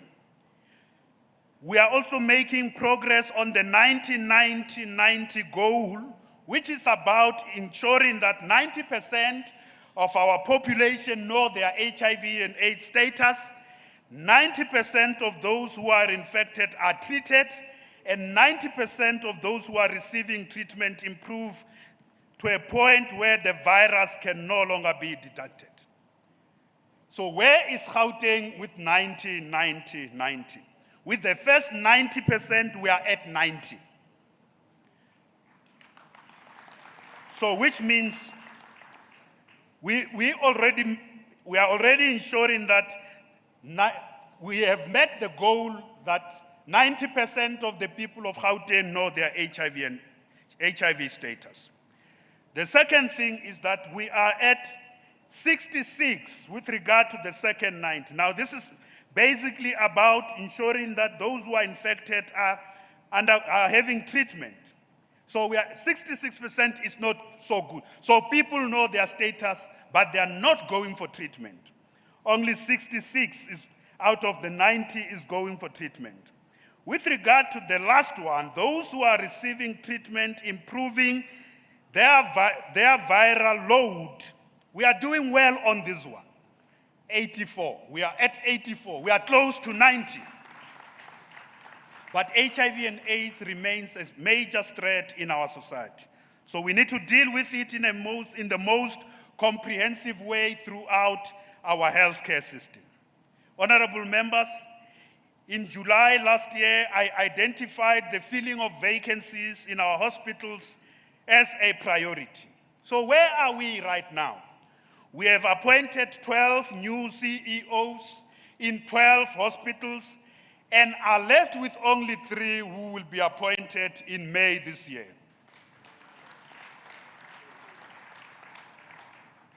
I know the commitments made were not met. We are reporting back on each of these commitments. Where we are not at 100%, we are reporting how far are we from 100%. We have also delivered on our commitment to provide 24-hour service in all 32 health centers that operate in the 5 corridors of our province. So as I speak to you now, the 32 community health centers are operating 24 hours, and in many of them we know we must increase staff so that we don't have great difficulties. Honorable members, we are focusing on improving patient care. If we don't have patient care enhancement, we can do all other things. The health care will still be bad for our people. So in order to improve patient care, we are implementing what is called the lean management system, which has already worked so well in Leratong Hospital. It has worked so well for us in Leratong Hospital. It's also helping us to transform Charlotte Maxeke. In addition to what we are doing in these areas, we have developed service delivery improvement plans for 10 hospitals. I gave 5 in the State of the Province address, but the MEC for Health has doubled the number to 10. So 10 hospitals will undergo major renovations this year in Gauteng Province. Because it is important, the infrastructure of our hospitals is very, very important. I want to report that we are fast-tracking ICT in our healthcare system. We introduced ICT in education. We are now fast-tracking the introduction of ICT in our health system. Our goal is to ensure that by 2025, all patient records will be digitized in Gauteng, and we would have done away with paper files that often get lost. The Gauteng public health system has also been crippled by, amongst others, astronomical medical legal claims and litigation. Lots of money was being redirected from service delivery in order to fund settlement of these cases. I'm happy to report that the Gauteng provincial government has established a special litigation unit which is now cracking the criminal syndicate that has been escalating these medical legal claims. This is a criminal syndicate made up of some of our rogue health professionals and unethical lawyers who go around our hospitals trying to enlist people who must be signing for some claim or the other, even if those people have had no problems in our healthcare system. So we are making progress on this. And the progress we want to report is that between October and November, we have reduced medical legal claims by 10 million. By 10 million, just in 2 months. But in the current financial year, if you look at the full current financial year, we have reduced contingent liabilities on medical legal claims by 2 billion rands, honorable members. I am confident that the Special Investigation Unit, which is working with us, will also go for these rogue elements that are involved in fraud. They must be brought to justice because they've defrauded our public health system, not just hundreds of millions of rands, but several billions of rands. We are also paying attention to infrastructure, as I said. In addition to the renovation of 10 hospitals, in this decade, we are going to build 6 new hospitals in Gauteng during this decade. Honorable members, why should we build new hospitals? The Gauteng population will increase to 18 million people by the end of this decade. More and more people, that's why we need new schools. More and more people will be in our province. We must expand existing facilities, but we must also build new ones. Where are we building these new hospitals? I will not say. The 6 new hospitals, I will not say where. Wait for MEC Dr. Masuku to announce where we are going to build those new hospitals.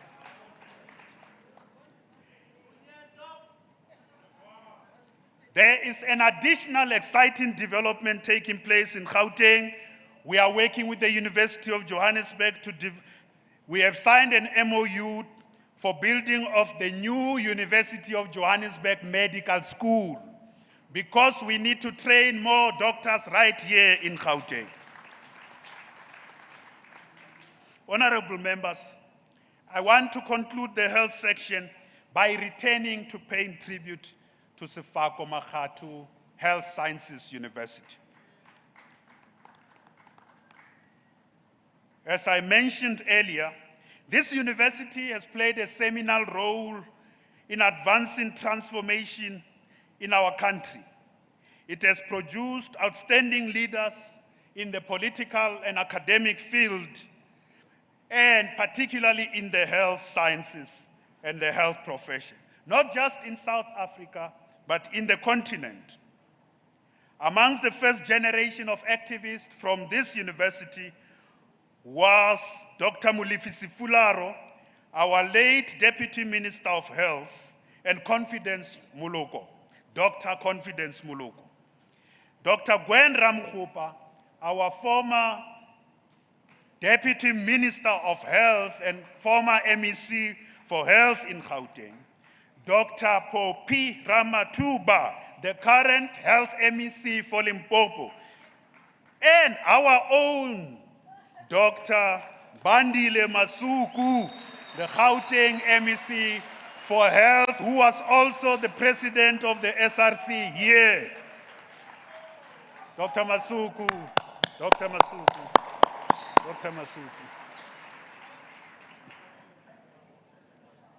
As if this is not enough, Sefako Makgatho has also produced pioneering academics and who include Professor E.T. Mukgokong, the first black gynecologist and the former VC of this university. Professor S. Mukhokong, the neurosurgeon who separated Mpo and Mponyana, the conjoined twins, Professor Chifularo, who did the first 3D printed inner ear transplant, cutting-edge operation in the whole world, as well as Dr. Tula Ngobo, the first female black surgeon in South Africa. And lastly, Dr. Polly Lempofu, the first female dermatologist in this country. This is what Medunsa is produced. Medunsa, Sefako Makatu University. Those of us who are a little bit older will continue to call you Medunsa. Madam Speaker, let me turn my attention to crime, because crime is the top 3 concern of the residents of Gauteng, together with unemployment and poverty. Crime undermines our efforts to build a new country that is economically inclusive and socially cohesive, because it robs families and communities of well-deserved peace and harmony. We made a commitment to release biannual audit of the performance of the priority of police stations in priority crime, the 142 police stations. Honorable members, I am glad to say the audit is ready and it will be released by the MEC for Community Safety in April. The audit of all police stations in terms of their performance in priority crimes will be released in April. So we have met our commitment we made in July. We also met our commitment about the patrollers. We have currently registered 7,000 patrollers, 2,000 more than the commitment we made in July of 5,000 patrollers in Gauteng province. These patrollers are going to get uniform, all of them, from the Gauteng provincial government, so that when they work with the police, they can be identified by the communities. Honorable members, please join me in congratulating the Provincial Commissioner, Lieutenant General Elias Mawela, for being South Africa's #1 Provincial Commissioner in 2019 at the South African Police Service Awards, the #1 Provincial Commissioner in South Africa. We know that General Mawela has been reorganizing the police service to focus on properly on fighting crime. And in the past 12 months, through Ukai Mulao, 48 operations out of 40 priority police stations have been conducted. 14,643 suspects have been arrested, out of which 7,265 are suspects linked to crimes against women and children. And all these cases are now enrolled in the courts. We want successful convictions. In addition, over the past 12 months, police have been cracking down on the smuggling and sale of counterfeit goods. Goods worth 5 billion rands have been confiscated in our province. This illicit trade is killing our economy. It is destroying jobs, and it's undermining the local manufacturing of goods and services in our economy. We must crack this, but it is also robbing our system of the necessary tax that is needed. Further, police have been dealing with illicit business forums that are disrupting and delaying infrastructure projects across our province. I made a commitment in July last year in the State of the Province address that the police are going to crack down also on this crime. I'm glad to report that with regard to illicit business forums that are disrupting projects, we have established a special dedicated unit led by the Provincial Deputy Commissioner in Gauteng, and this unit has already arrested 100 people have been arrested who have been disrupting projects in the different areas in Gauteng.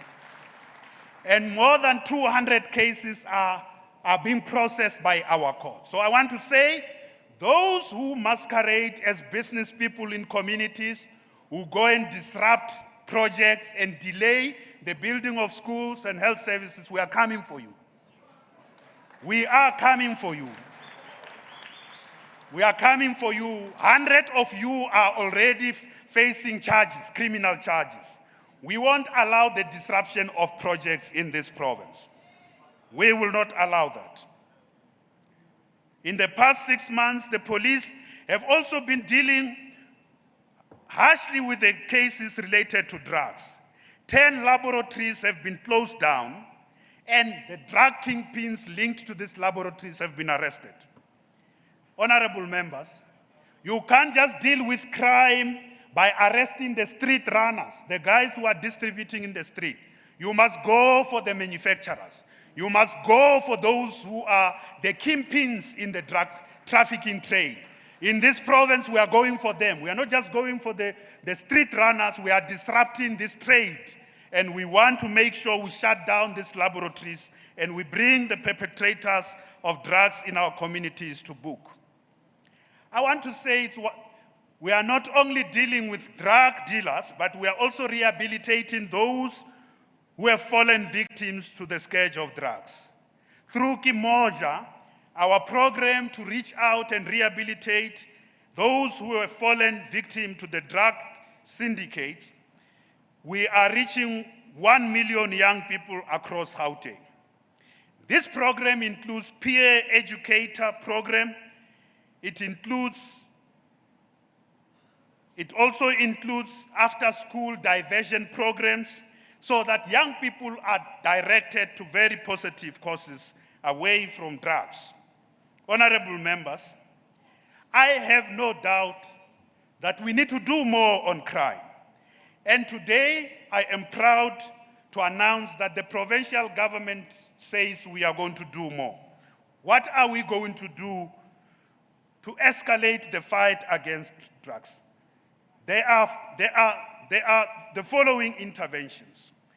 The first, we are going to employ 400 additional traffic police in Gauteng over the next 3 years to enhance the visibility of traffic police on our roads and enhance road safety on our roads. In addition, the Gauteng provincial government is providing 100 high-performance vehicles fitted with cutting-edge crime-fighting technology to the South African Police Service in Gauteng. High-performance vehicles for our highways and crime response. In addition to these 100 high-performance vehicles, we will add another 50 vehicles in police stations that have been identified at high-crime spots. And the Gauteng provincial government will also buy 12 mobile police stations for public events and public spaces. In other words, we must have greater levels of police visibility where there are public events. This we do not because we are forced to do so. We are doing this because we want to enhance the capacity of the police to fight crime. The vehicles will not be enough. After thorough discussions with the police and law enforcement agencies, as well as business, particularly business against crime, we want to increase collaboration of police and the private security companies in fighting crime. Recently, the national headquarters of the police have launched a project called Eyes and Ears, which is about collaboration between the private sector security companies and the police, the law enforcement agencies. We will, in Gauteng, we will build an integrated command center for all the police and law enforcement agencies in Gauteng, as well as these private security companies to share all the technologies and the resources in every part of Gauteng to fight crime. What does this mean? To integrate all the cameras that are situated anywhere in Gauteng, to also use all the technologies, including drone technology, to enhance safety and visibility of the police. And private sector people who said to me, they will also bring some of their resources, including helicopters, to ensure that there is no part of Gauteng that is not policed. So I want to say to criminals, you have nowhere to hide.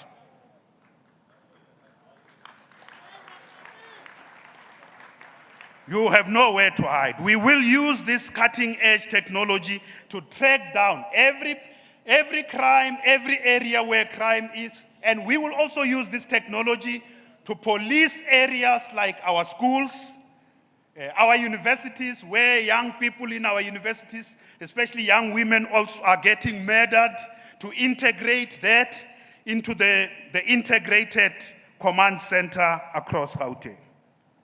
But, honorable members, we can do those things if we don't confront gender-based violence. With more energy and more resources, we would have done nothing. And I want to say today that the violence perpetrated against women and children, particularly against women, is part of the major scourge, patriarchy, in our society. We must dismantle patriarchy. The domination of women by men is the underlying reason for us to have violence perpetrated against women.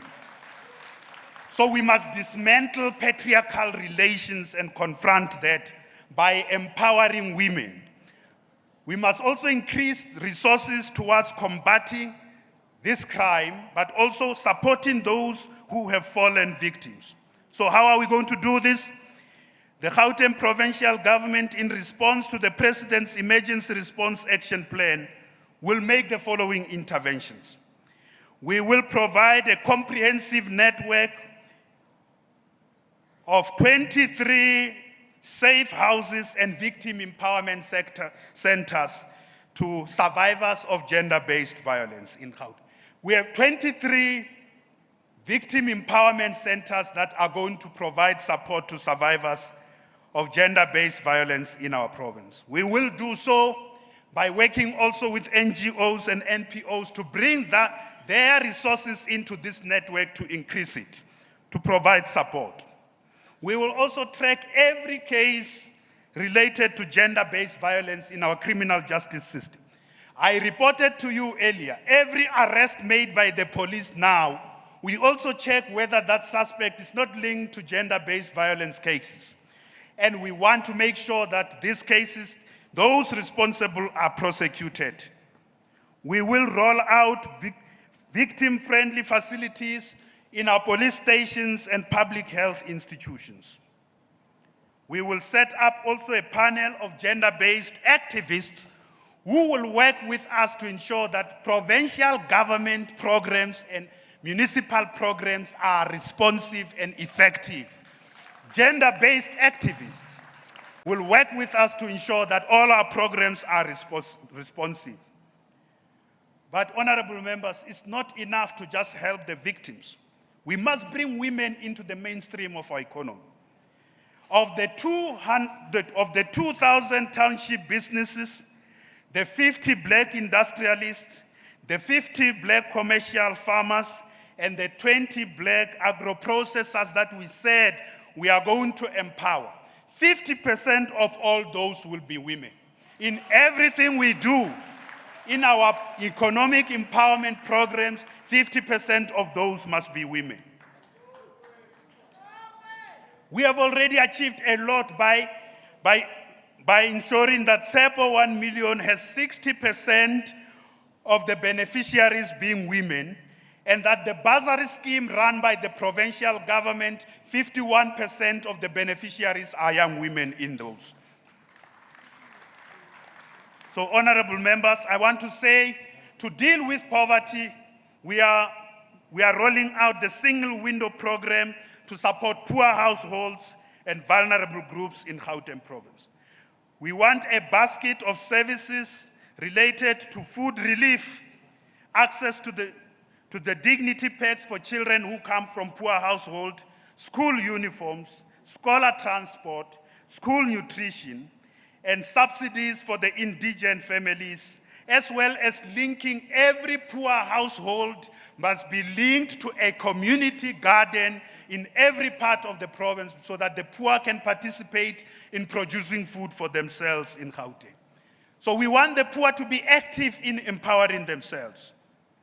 It is for this reason that to the NGOs and NPOs, I'm saying to you, there's no NGO that will receive funding from the provincial government unless that NGO is focusing on the implementation of the single window.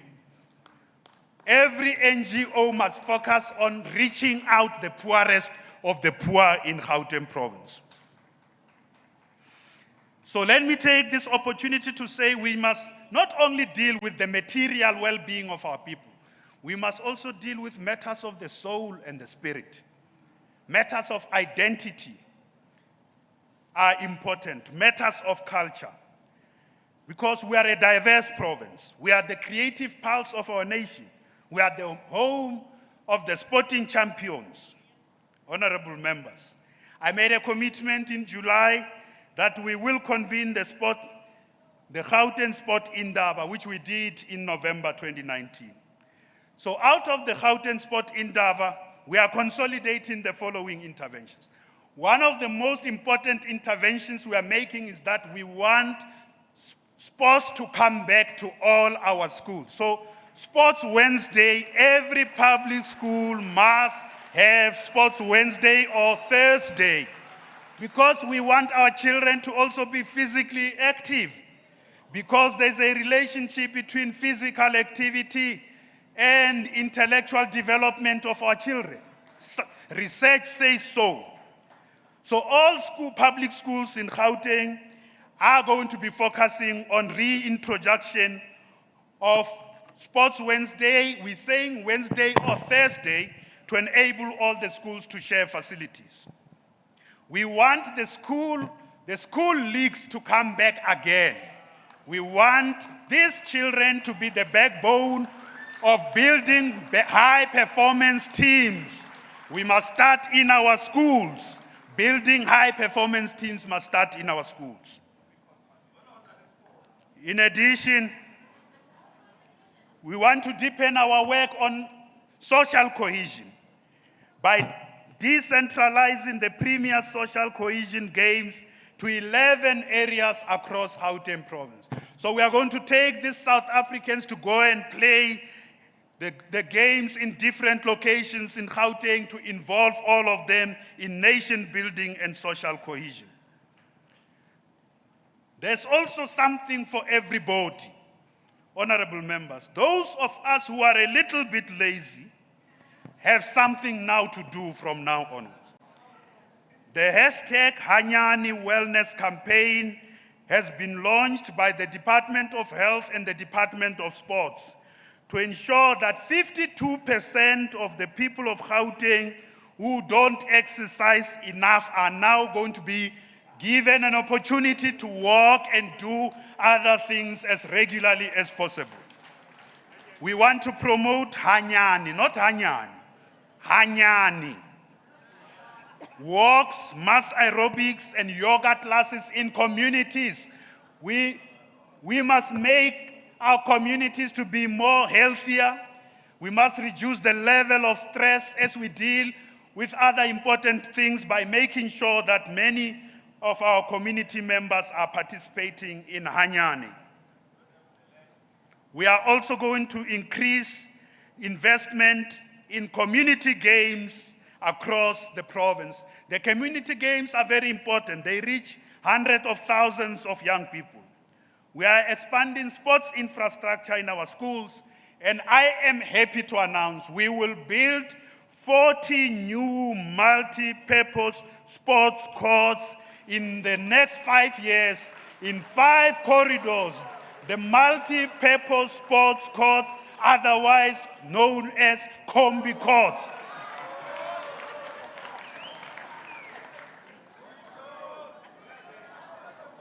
Where are they going to be built? Wait until the MEC makes an announcement.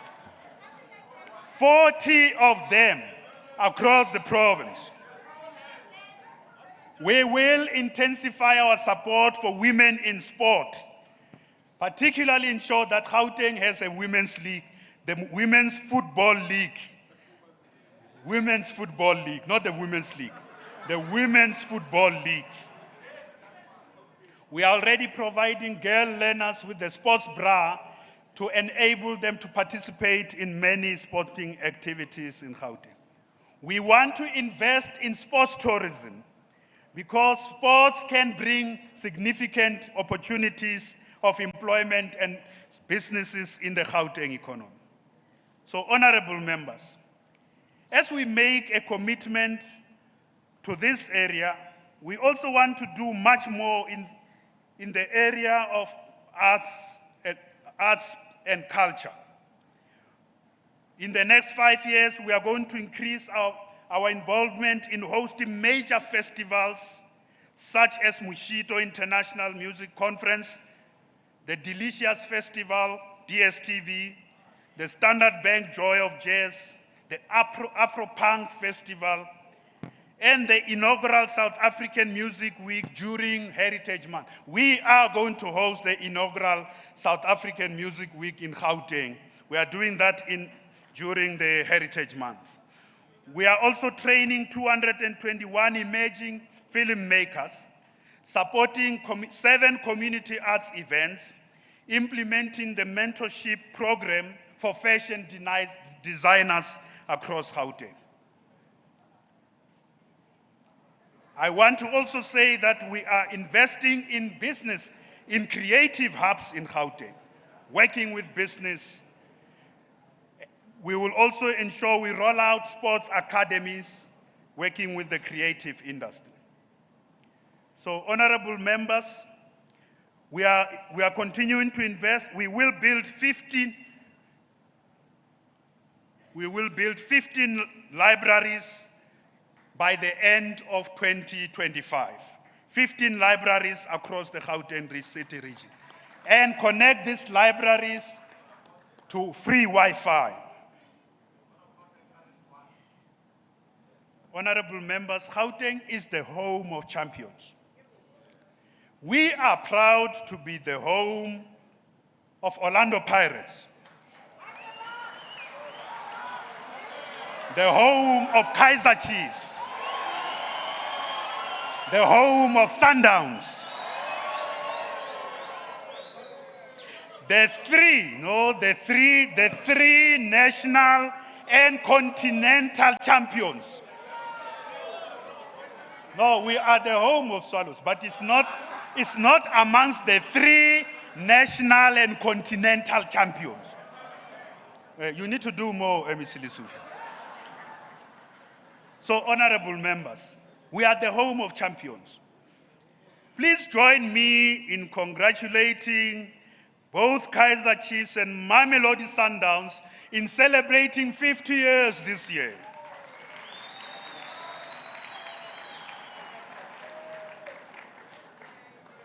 We are looking forward to the 90th anniversary of Orlando Pirates in 2027. We are looking forward to the 90th anniversary of Orlando Pirates in 2027. Honorable members, I want to say that sports and football are major contributors to the Gauteng economy and indeed the South African economy. Sport has also played a role during the anti-apartheid struggle, and sports teams were resisting apartheid and forging non-racialism in some of the most difficult days of apartheid. So, we must invest in sports heritage and sports tourism. As part of Growing Gauteng Together, GGT 2030, we will work with the football fraternity on the establishment of the Sports Museum in South Africa, especially the Museum of Football at the National Football Stadium in South Africa. This Museum of Football will parallel other international best practices, such as the one in Sao Paulo in Brazil and the one in Barcelona and Madrid in Spain. So the Museum of Football is quite important to help us tell the story of football in our country. These anniversaries are not just about anniversaries. So we are investing in memory for future generations to know some of the best stars we have had as a country, such as Master Pieces Muripe, Mudimu wa Bolo, from here in Tshwane, in Atteridgeville.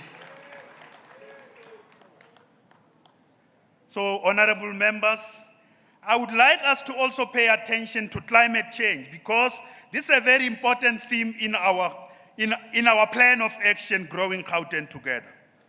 We remain committed to the national goal of reducing greenhouse gases emissions by 42% in 2030. We must take action to reduce the carbon footprint. We must build the low carbon economy in our lifetime. But we need a just transition. We will also promote the development of the overriding imperative in every area of Growing Gauteng Together to protect the environment, particularly the fragile zones and the critical biodiversity ecosystem in our province, including the floodplains and the wetlands in Gauteng. We are working with municipalities, civil society, and the private sector to develop effective climate mitigation and adaptation strategies. We will ensure that 100% of our municipalities have an early warning system in place to prevent floods and other climate-induced disasters.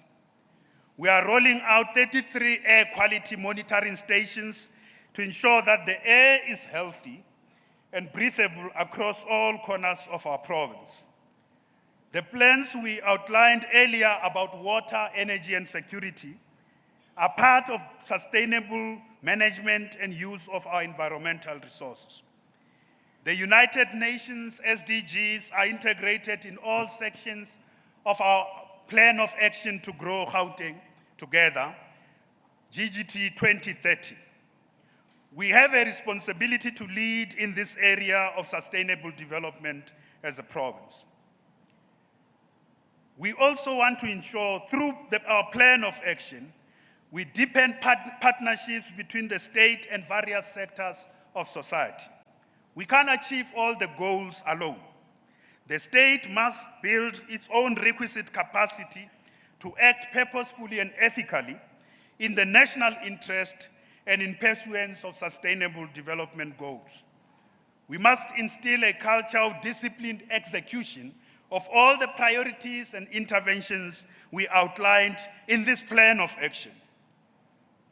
We will vigorously give concrete expression to the National Development Plan in the conditions of Gauteng.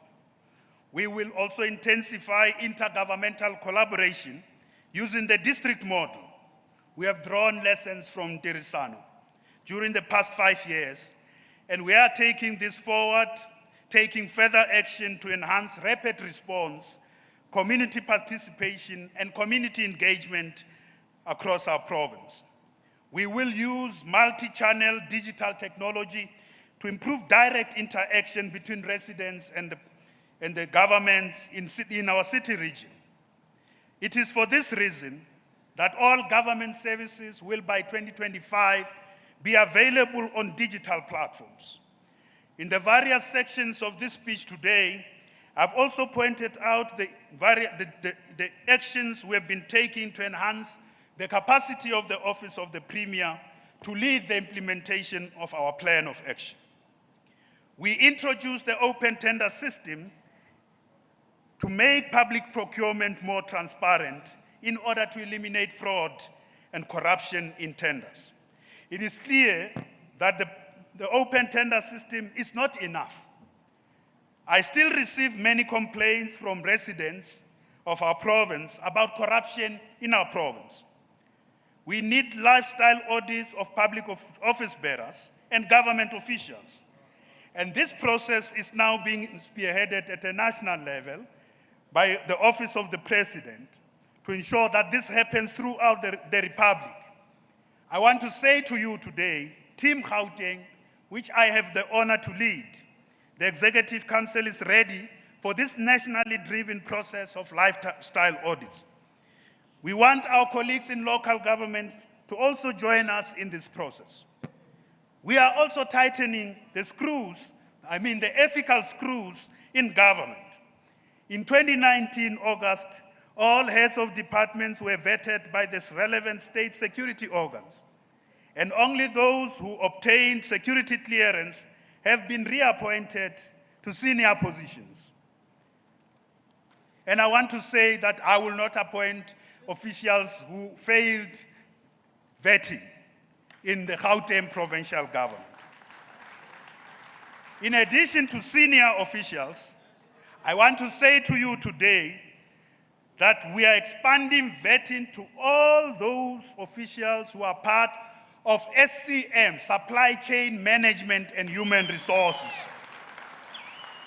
Because most of corruption happens in SCM processes. And sometimes it is senior officials, but at other times it's junior officials.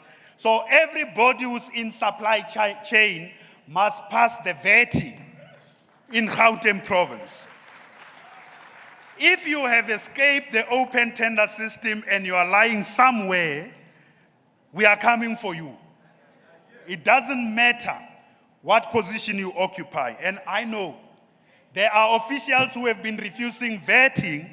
In the 6th administration, there is no official who will be allowed to work for the Gauteng provincial government who is refusing to be vetted in the 6th administration. This will not happen. We have also identified departments that are prone for corruption and will undertake a campaign together with the Ethics Advisory Council to do a significant drive focusing on, firstly, law enforcement agencies are also taking bribes. The Department of Health is a big site of complaints around corruption. The Department of Education, including school governing bodies, major areas of complaints around corruption. The licensing centers of the DRT, that's where people are paying bribes. And lastly, human settlements, MEC Maile. The Department of Human Settlements. We will pay specific attention to this department to clean them up so that we have better government in Gauteng province. We want to make it clear that there shall be serious consequences for every official who does business. Every year we get a report about officials who do business with government. We will take action to deal with this. But we are also dealing with another phenomenon called the government price. Business people, I want to say to you, if there are business people here doing business with the Gauteng government, this thing called the government price has come to an end now. The government price. Because many business people, you buy bread at R1, you sell it to government at R5. Their service they collude with civil servants to create a false market of government pricing. We are going to eliminate this in all the government tenders this year. We will continue the drive for clean audits in all agencies, and will ensure that we act on the recommendations of the Auditor General of South Africa in improving financial management. Honorable members, I want to put it on record because we continue to receive complaints about non-payment of service providers. I want to put it on record. As we speak now, 92% of invoices in the Gauteng government are paid within 30 days, and 60% of them within 15 days. But let me tell you why this is not believable. This is true, it's audited. Now let me tell you why. We have 3 areas where there are still problems. The Department of Health is one of the biggest areas where service providers for a long time. We have accruals there. So when people say that the service providers are not paid within 30 days, so although we make progress on current invoices, but there are still those we owe. The Department of Infrastructure Development was also in the same situation, and the Department of Human Settlements for a long while, especially in the areas around security.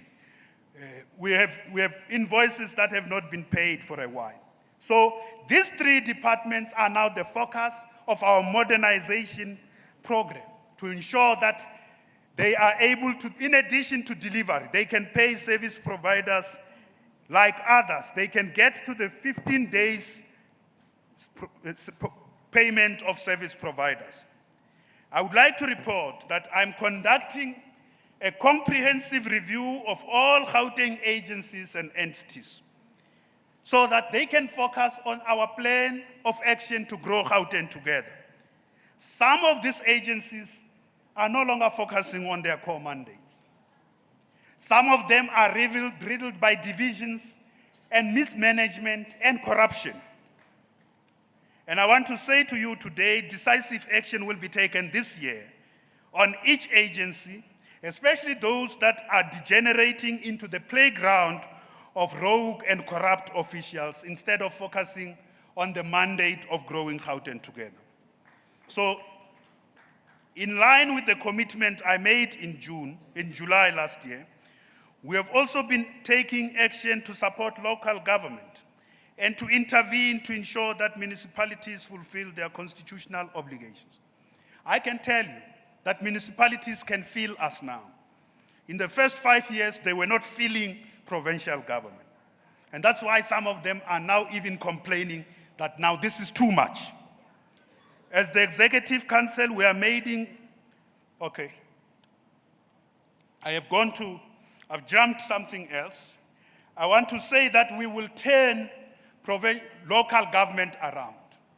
Mr. Maile, we will use the law, but we are not going to renege or retreat on our commitment to turn municipalities around. Every municipality that is failing must be confronted, must be supported, and there must be intervention. It doesn't matter whether that municipality jumps up and down and then call for something else. When a municipality is failing, we must do so with consistency and we must be relentless. I want to give you a report about an important matter in Gauteng. We have now made a strong and persuasive case to national government on the e-tolls. We have made a strong and persuasive case on the e-tolls. This case has been made to national government, and I know that a decision has been made, and that decision will be announced. The president will be announced about the lasting solution. It will be announced. It is an imminent decision, and an imminent announcement will be made by the president. That decision has been made, and that decision will be announced imminently. So, honorable members, I am concluding by saying that we must congratulate President Ramaphosa for his assumption of the chair of the AU at this critical moment in our history. This is the critical responsibility for South Africa, and all patriots must fully support the president. At the turn of this millennium, our former president, Thabo Mbeki, proclaimed that we had entered the African century. It is indeed true that Africa's time is now. Africa's developmental rise is unstoppable. While the world economy is experiencing weaknesses that are directly related to major economies closing their borders, Africa faces enormous prospects. The Africa Continental Free Trade Area is indeed a game changer that makes the African century possible. As President Ramaphosa argues, the Africa Continental Free Trade Area will reignite industrialization, boost inter-Africa trade, and benefit the largest common market in the world. Our province must prepare fully for this moment, and we are prepared for this moment. We are ready. Building on the work we have done in the past 5 years, we will expand subnational economic diplomacy and intensify collaboration with various provinces and city regions in our continent. We will also promote trade and investment between subnational governments in the BRICS countries. All our trade and investment initiatives will be based on the 10 high-growth sectors that we outlined earlier. The Gauteng City region's participation in the continental, local, and regional bodies will be heightened as part of our commitment to a better Africa and a just and equitable world. So, growing Gauteng together, GGT 2030, is about locating our current and future prospects within the context of a rising Africa. During this decade, we must make overall progress in achieving the Sustainable Development Goals. During this decade, we must break the back of patriarchy and racism and make meaningful progress towards a non-racial and non-sexist society. We must also make practical progress in creating an inclusive, de-racialized, deconcentrated, and globally competitive economy that creates more jobs and unlocks the full potential and talents of Black people, of women, of young people, of persons with disability, and of members of the LGBTI community. This is the decade to build a public health system which promotes healthy lifestyles whilst being able to provide access to quality health care and universal health coverage to all South Africans. We will make this the decade of changing the apartheid spatial settlement patterns by connecting housing and other public infrastructure to economic opportunities so that people can live closer to where they work. This is the decade to end corruption and entrench clean governance. This is the decade to take serious action to protect the environment for the sake of future generations. This is the decade to take practical steps to secure the supply of clean water, clean energy, and food for all. Based on the disciplined execution of our plan of action, we can achieve all these results in the next decade. And honorable members, every program we are putting forward in our plan, Growing Gauteng Together, has been quantified, remodeled by policymakers in our universities and public policy institute to give us the confidence that we can achieve certain things. And what are those things? We can increase this decade the size of the Gauteng economy to 2 trillion rands by 2010. We can create 3.1 million jobs in the Gauteng economy through the interventions we have identified driven by the 10 high-growth sectors. We can reduce unemployment from 29% to 15%. We can reduce poverty by 40% from 25.3% to 16%. Inequality can be slashed from 0.70 to 0.60. That is the Gini coefficient. Crime can be reduced by 50%. All these things can only be done if we work together. If all the spheres of government in our province are working together, and if business, labor, civil society, and communities are working together. We must refuse to be sidetracked by those who don't want change and those who don't want progress. We must focus on Indulamiti scenario, the best case scenario, Naele walk. We will not allow our country and our province to descend into the self-consuming public disorder and social conflict of the Gwara scenario. We refuse to allow our country to descend in that scenario. But we will also ensure that our country does not remain in the current Isibujwa scenario, where significant progress exists side by side with morally reprehensible structural inequities and persistent institutional failure, including corruption. The current scenario is bad. We have to change it as well. So how are we going to change all this? by focusing on the 7 priorities and the major interventions we outlined today. I am ready to lead this decade. Team Gauteng is ready. The Gauteng City Region leadership is ready. Let us get down to work. I thank you.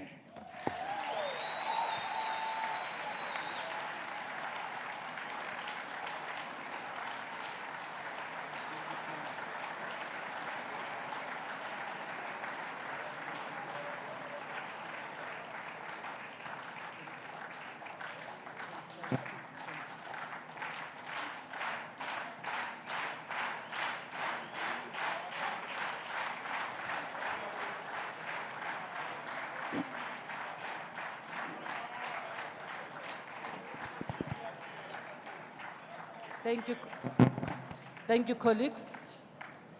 Thank you, Premier.